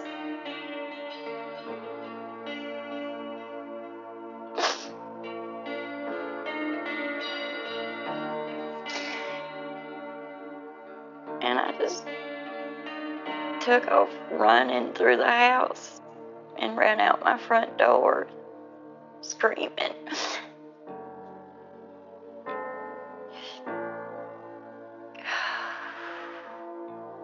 Just too much. Even when he was a little boy, Jesse never had trouble making friends. Everybody wanted to be around him because he was constantly smiling and laughing. And Jesse told me he was gay when he was 10 years old. He started crying, he got pretty emotional, and he said that he was afraid that I was going to hate him. And I told him that there was nothing in the world that could make me hate him. After that, he seemed pretty comfortable with himself. As a teen, Jesse's confidence bloomed. Jesse loved to talk. He loved meeting new people, making new friends. When he was in high school, he wanted to try modeling. He did really well at it, and I always thought that he wouldn't go back to school, but a year from the date that he told us that he wanted to be a model, he said he wanted to be a lawyer. That's what he decided to do, and that's why he went to Missouri. Linda said he was a journalism and history major who planned to go to law school. Jesse Valencia was one of those larger-than-life characters. He had such a big personality. He had a lot of friends. He had a huge social group.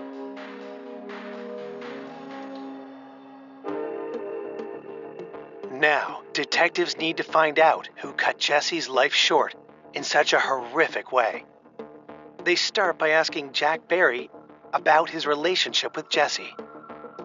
Jack told them he and Jesse had just split up, and he was trying to make Jesse realize it's over. I need to move on.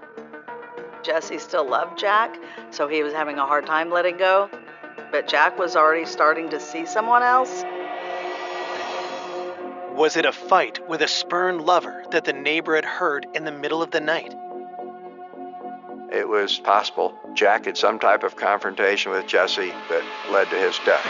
And when investigators ask Jack for an alibi, it turns out that he doesn't seem to have one. His alibi was, I was home sleeping alone. At that point, Jack Barry had become the primary suspect. Coming up, detectives discover a secret romance They had started a relationship very quickly. that uncovers a killer's trail A lie is the next best thing to a confession. to a surprising culprit. It was shocking on many levels.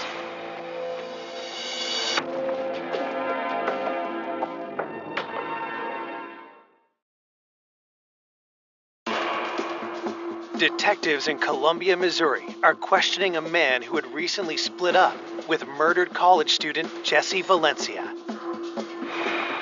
Jack Barry wanted to end the relationship. He wasn't happy with the relationship any longer.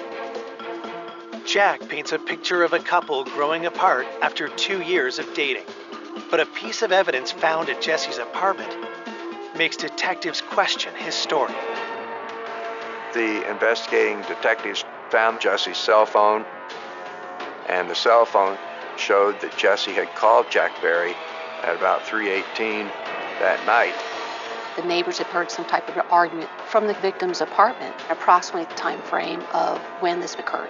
So that would be obviously suspicious. But Jack insists he was nowhere near Jesse's apartment.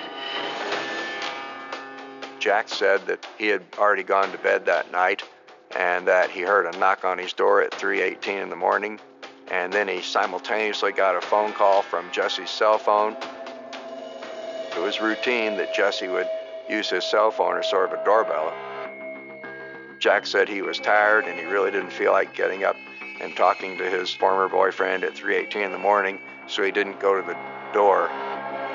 Jack says he rolled over and went back to sleep. But police aren't so sure and question him for hours.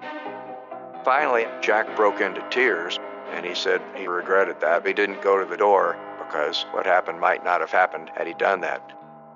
His reaction was so genuine, and it was clear that Jack still had a lot of love and affection for Jesse. And it's becoming clear to detectives that Jack didn't kill Jesse, but they press him to see if he might know who did. Jack said that he had no clue as to what would have happened to him and why anyone would have killed him. 23-year-old Jesse Valencia, the MU student. Police found Valencia's body on East Campus, throat slashed. As the story of the murder hits the 11 o'clock news, it sends shockwaves through the city. I would say this was probably one of the most gruesome killings in Columbia. We don't have very many murders here. The murder of a gay young man just a week before the city's first Pride Fest horrifies the progressive college community. For anyone who thinks that they can get away with something like this so heinous is just unthinkable. We know from past homicides that a majority of them are with people that they know. Anyone who had had contact with him, whether in a sexual relationship or a social relationship, the detectives wanted to talk to. Police begin to make the rounds of Jesse's wide circle of friends, wondering if there's anyone in his life that might have harbored any kind of grudge.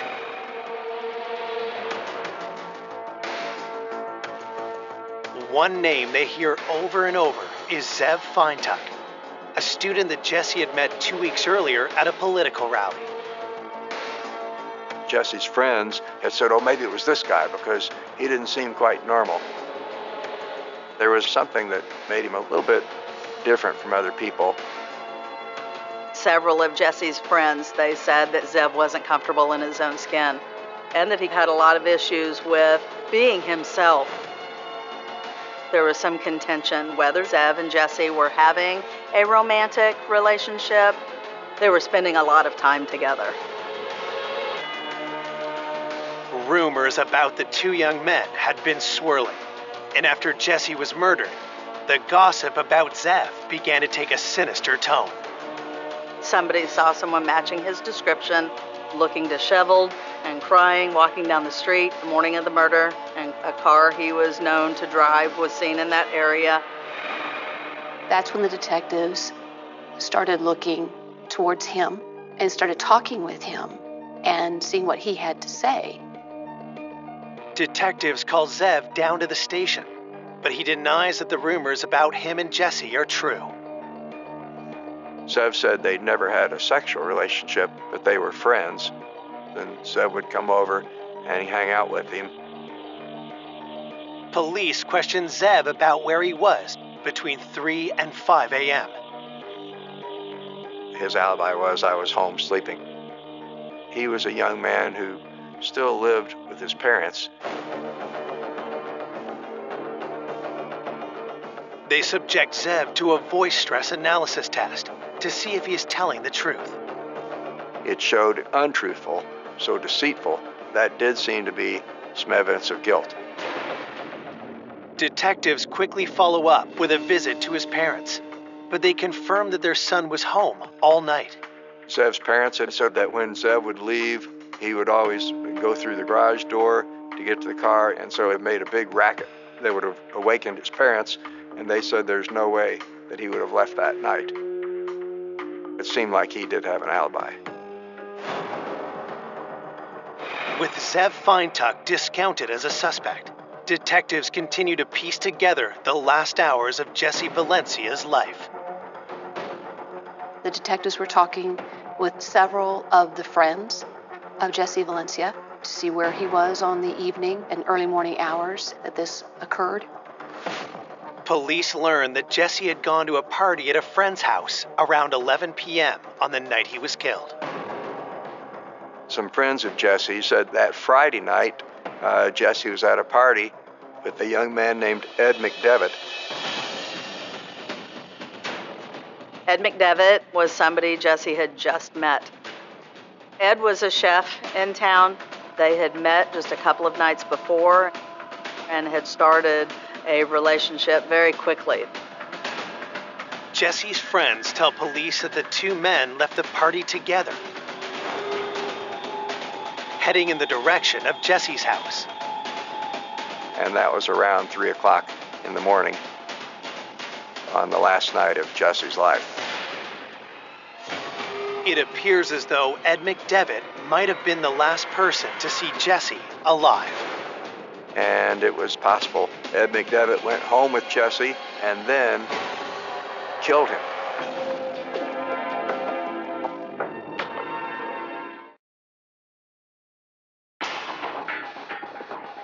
"12 hours after finding Jesse Valencia's body, detectives track down 22-year-old Ed McDevitt and bring him down to the station.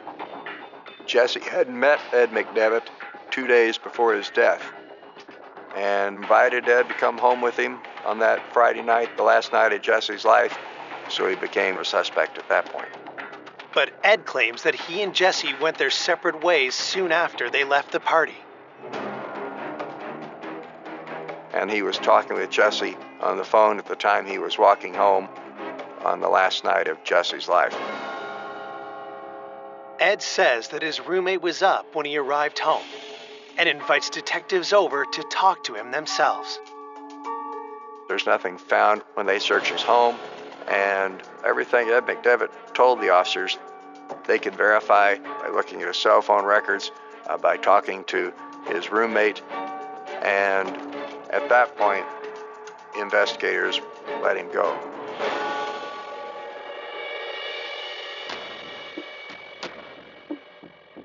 Police hope that DNA results pending at the lab will help them link one of their suspects to Jesse's murder. Desperate for answers, Jesse's mom grows more despondent, recalling an eerie premonition Jesse had years ago. From the time Jesse was 7 years old, he had told me that he was going to die at a young age.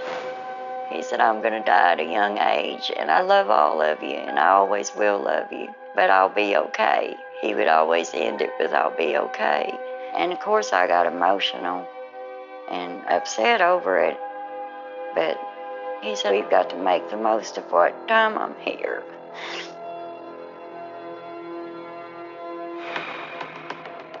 A day after Jesse's murder, detectives receive the autopsy report and study it closely for clues.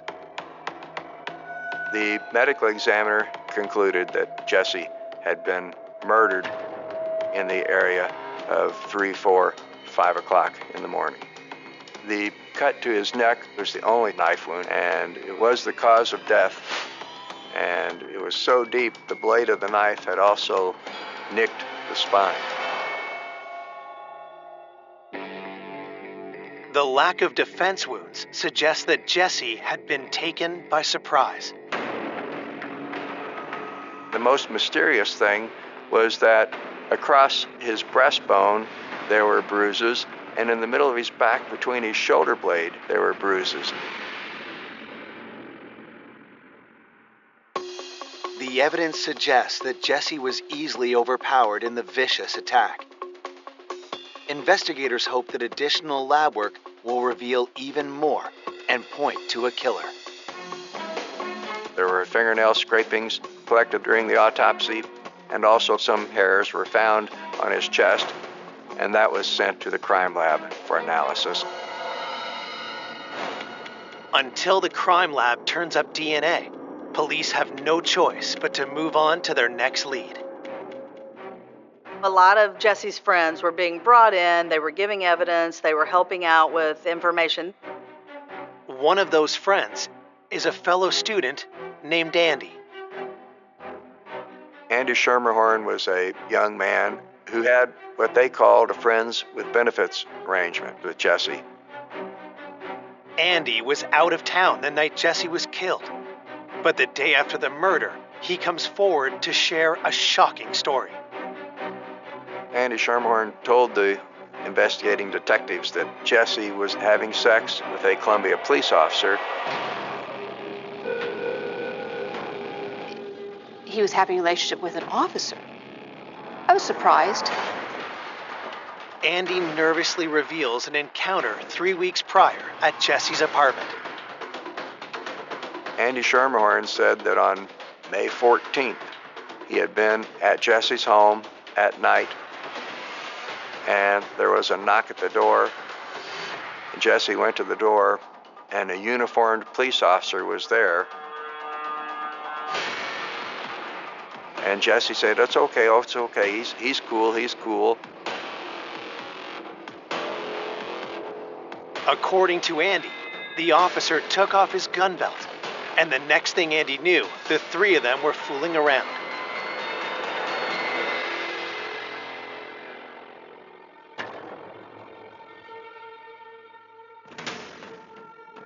After it was over, the police officer said, "This has got to be a secret." A secret affair between an officer and a murder victim is a major red flag. If any one of our officers had been seeing Jesse Valencia, why is he not being forthcoming? If you have nothing to hide, why not just tell us? Detectives need to know who this officer is. They said, "Do you think you'd be able to recognize him if you saw him again?" And he said yes, because it had only been about 2 weeks since that incident. Detectives ask Andy if he'll look through a book containing the photo of every officer in the Columbia Police Department. They were having him walk down the hall where he was going to look at the yearbook. Andy Schermerhorn flipped through it without even looking at the pages, closed it, and Schermerhorn began trembling, and he said, "I passed him in the hallway just now. It was him."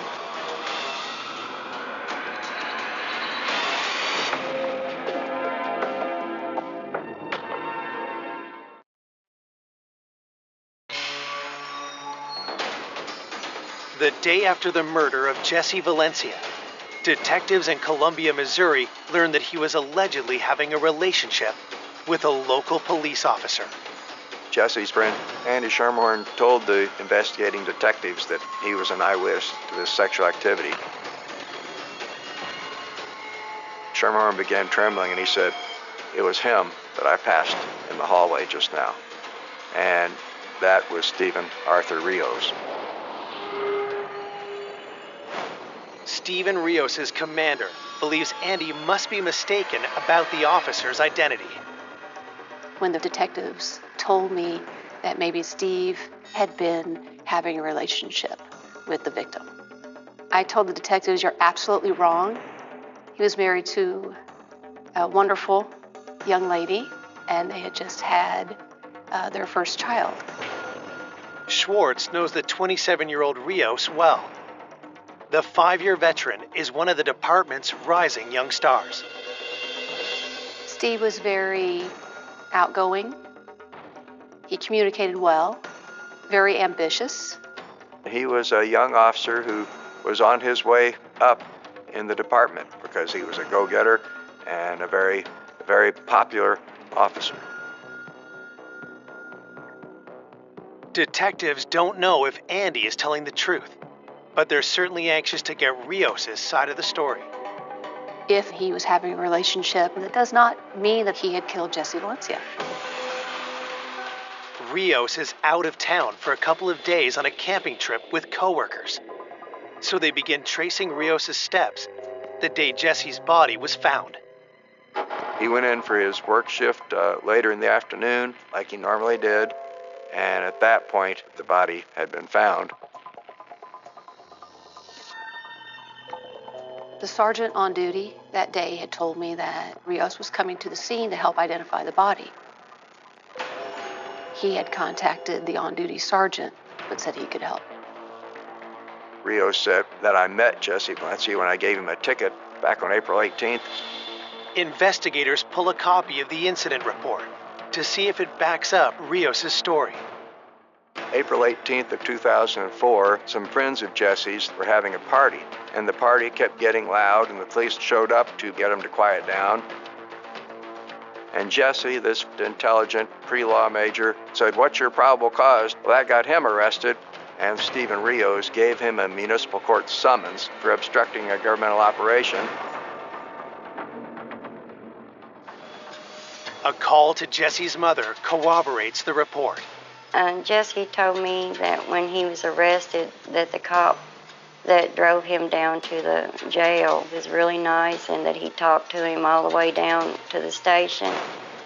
And he said, I kind of felt a little bit uncomfortable because he kept asking me personal questions about my life that I didn't really feel like he should be asking me when he was trying to arrest me for something. But the arrest wasn't the end of the officer's interest.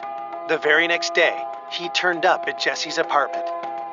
After he got arrested, Jesse called me on the phone and he said, the cop that arrested me last night showed up on my doorstep. He said he had to ask me some more questions.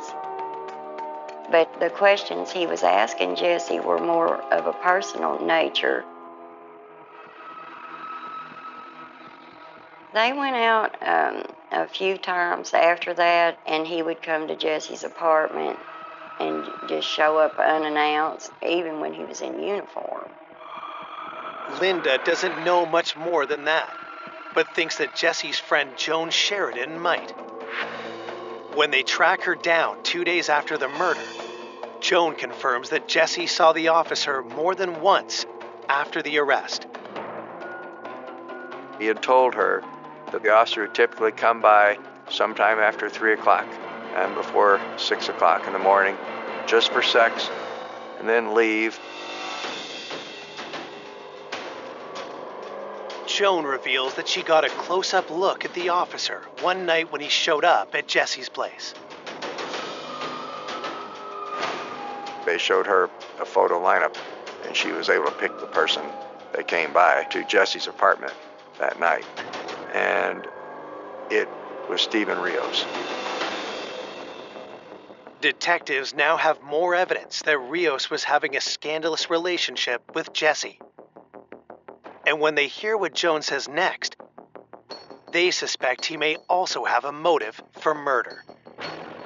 Joan said that when he went to court for his municipal court summons, Jesse assumed it would be dismissed since he was having sex with the arresting officer, and it had not been dismissed, and that had angered Jesse. So Jesse had told Joan that the next time the police officer comes over, I'm going to tell him that I have a little secret the chief of police might want to know if he doesn't get that ticket dismissed. The detectives called me and told me that Jesse was threatening to contact the chief and expose Rios. Finally, the light bulb went off. You start looking at who had a motive to kill Jesse Valencia.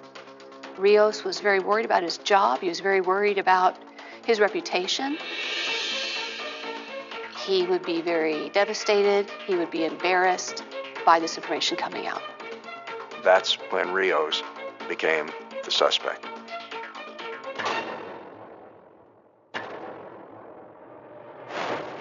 It's a serious matter to accuse one of their own. Investigators quickly regroup to plan the best approach. They didn't feel they were ready to interview him yet. They were wanting to have the DNA evidence come back before they actually confronted him. But all of a sudden, Rios showed up at the police department and said, could I talk to you for a second? He had this look on his face, like he was very upset. Very upset. Coming up, detectives get a devastating phone call. Steve called me, crying, very upset, and he said, I've done a bad thing. And the investigation takes an unexpected new turn. The officers found him on the 4th floor of a parking garage. What was he thinking?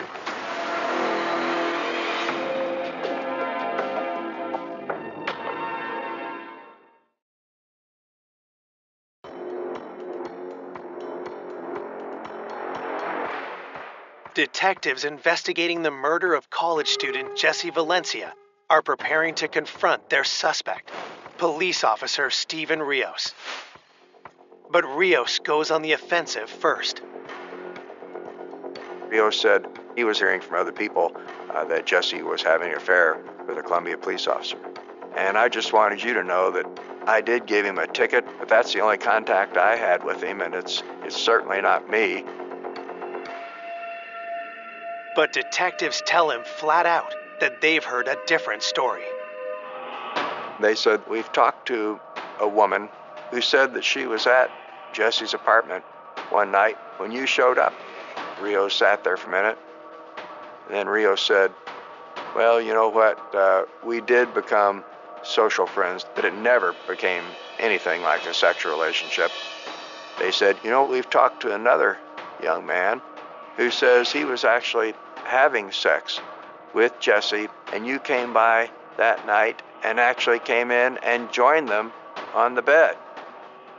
And Rios said, what, sex? Like it was the most astounding and false accusation you could ever heard. He was getting very agitated with the detectives. He's a very prideful person, and he was very upset because they didn't believe him. It's easy to see that Rios is lying. Detectives bear down hard. And finally, their suspect breaks. Finally, Rios admitted that he had sex with Jesse. He tried to claim it was just that one time, and then it evolved into that he had had sex with Jesse as many as 6 times. It's a stunning admission, and a strong motive for murder. He was embarrassed. He obviously did not want this information out if he was keeping it a secret to begin with, especially from his wife, in his family.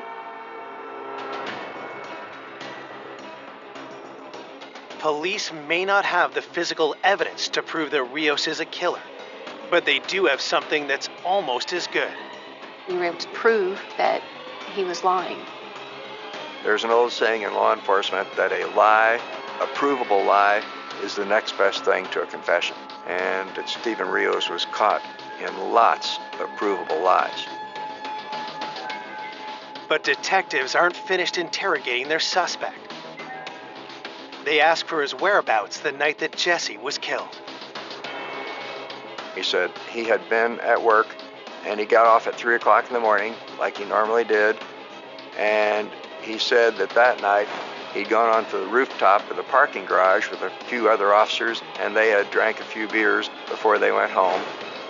And he said he got home about 5:15 to 5:30, took a shower, and got in bed. Detectives grill Rios for over 3 hours, looking for any cracks in his story. He still maintained he'd had nothing to do with Jesse's death. At that point, investigators let him go.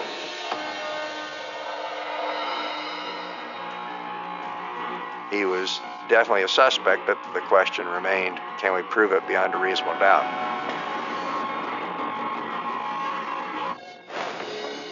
Investigators' next step is to create a timeline for the night of Jesse's murder and see how Rios' alibi fits in. His wife corroborated that he had gotten home in that 5:15 to 5:30 time frame. Other officers confirm Rios worked until 3 a.m. and then had some drinks with them on the rooftop that night. The security door records reveal that Rios left the roof at 4:37 a.m., 45 minutes before he got home. One of the detectives actually drove from the parking garage to Jesse's home the same time of night, and it was 3.5 minutes. He then drove from the scene of the murder to Rios' home, and it was 10 minutes.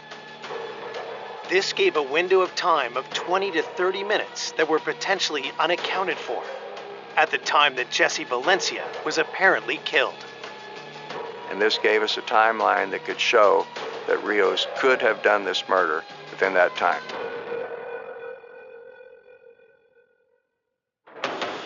Investigators search Rios' home, car, and work locker, but they uncover nothing to tie him to the crime. Then, out of the blue, Captain Schwartz receives an alarming phone call. Steve called me, crying, very upset, and he said, I've done a bad thing. The first question I asked him was, where are you? And he said that he was in Kansas City and that he had bought a shotgun. I really thought he was going to kill himself. And my first reaction was no. I said, you need to just stop what you're doing. Just come back. Just come back to Columbia and we'll get through it.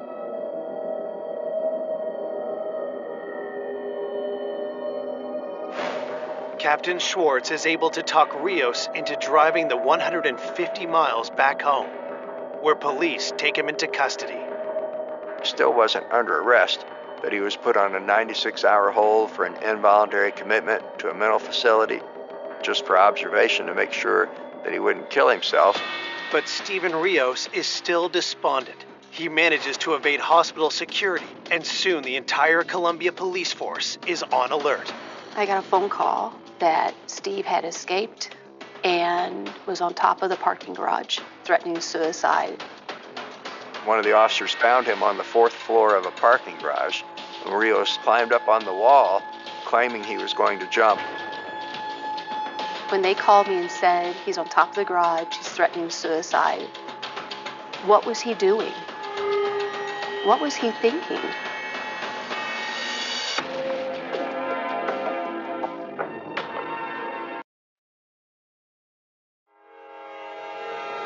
Police officer Stephen Rios, a suspect in the murder of Jesse Valencia, has escaped protective custody and is threatening to leap to his death.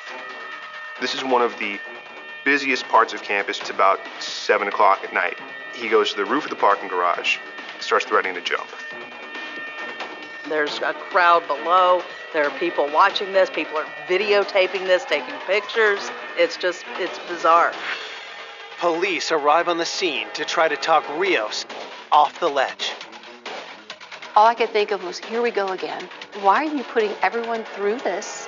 It was just putting everyone through a nightmare.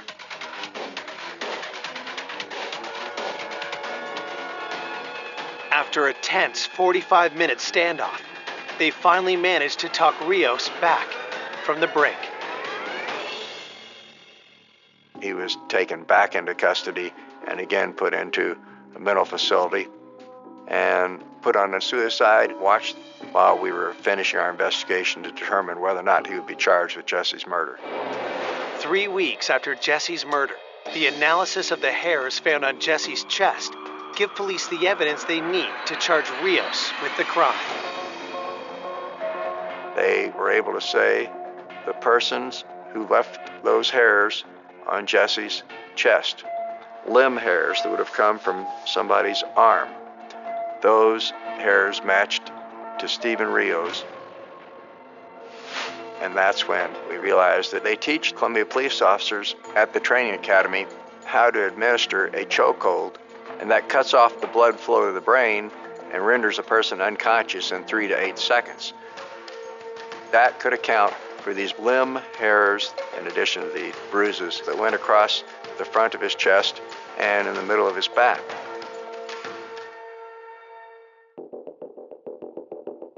On July 1st, 26 days after Jesse Valencia's body was found, Stephen Arthur Rios is arrested and charged with first-degree murder. Did you kill Jesse Valencia? No, I did not. During the week-long trial, prosecutors lay out their theory of how the murder went down. Rios came by after his shift was over, thinking they were going to have sex. Jesse confronted him.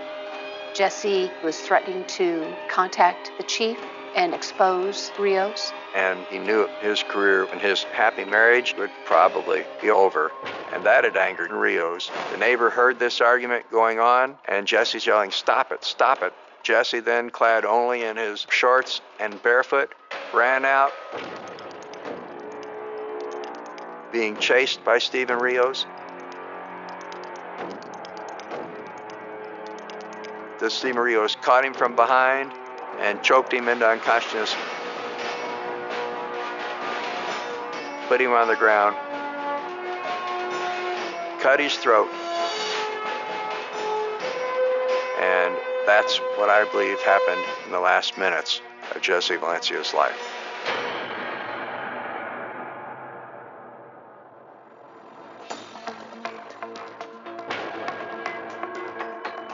Prosecutors know they have a strong case, but convincing a jury that a police officer is a murderer is sure to be a hard sell.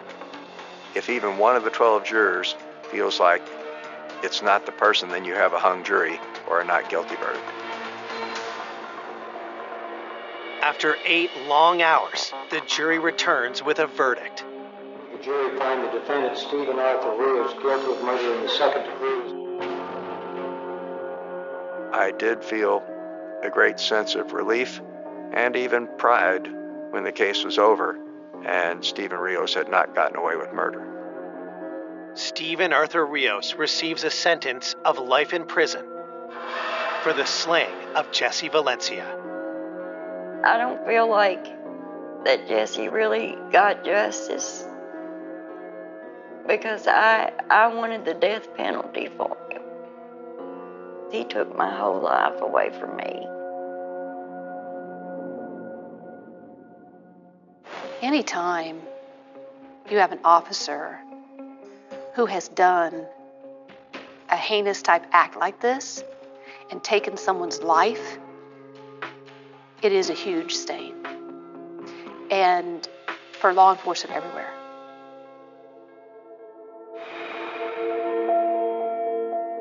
For Jesse's mother, her son's legacy is in the way he lived his life, not the way it ended. I want people to remember the Jesse that was constantly laughing and trying to make other people happy, because that's what Jesse lived for. He didn't want anybody to be sad. There's always the empty space. Everybody still misses him, and we talk about him daily. For more information on an unexpected killer, go to oxygen.com.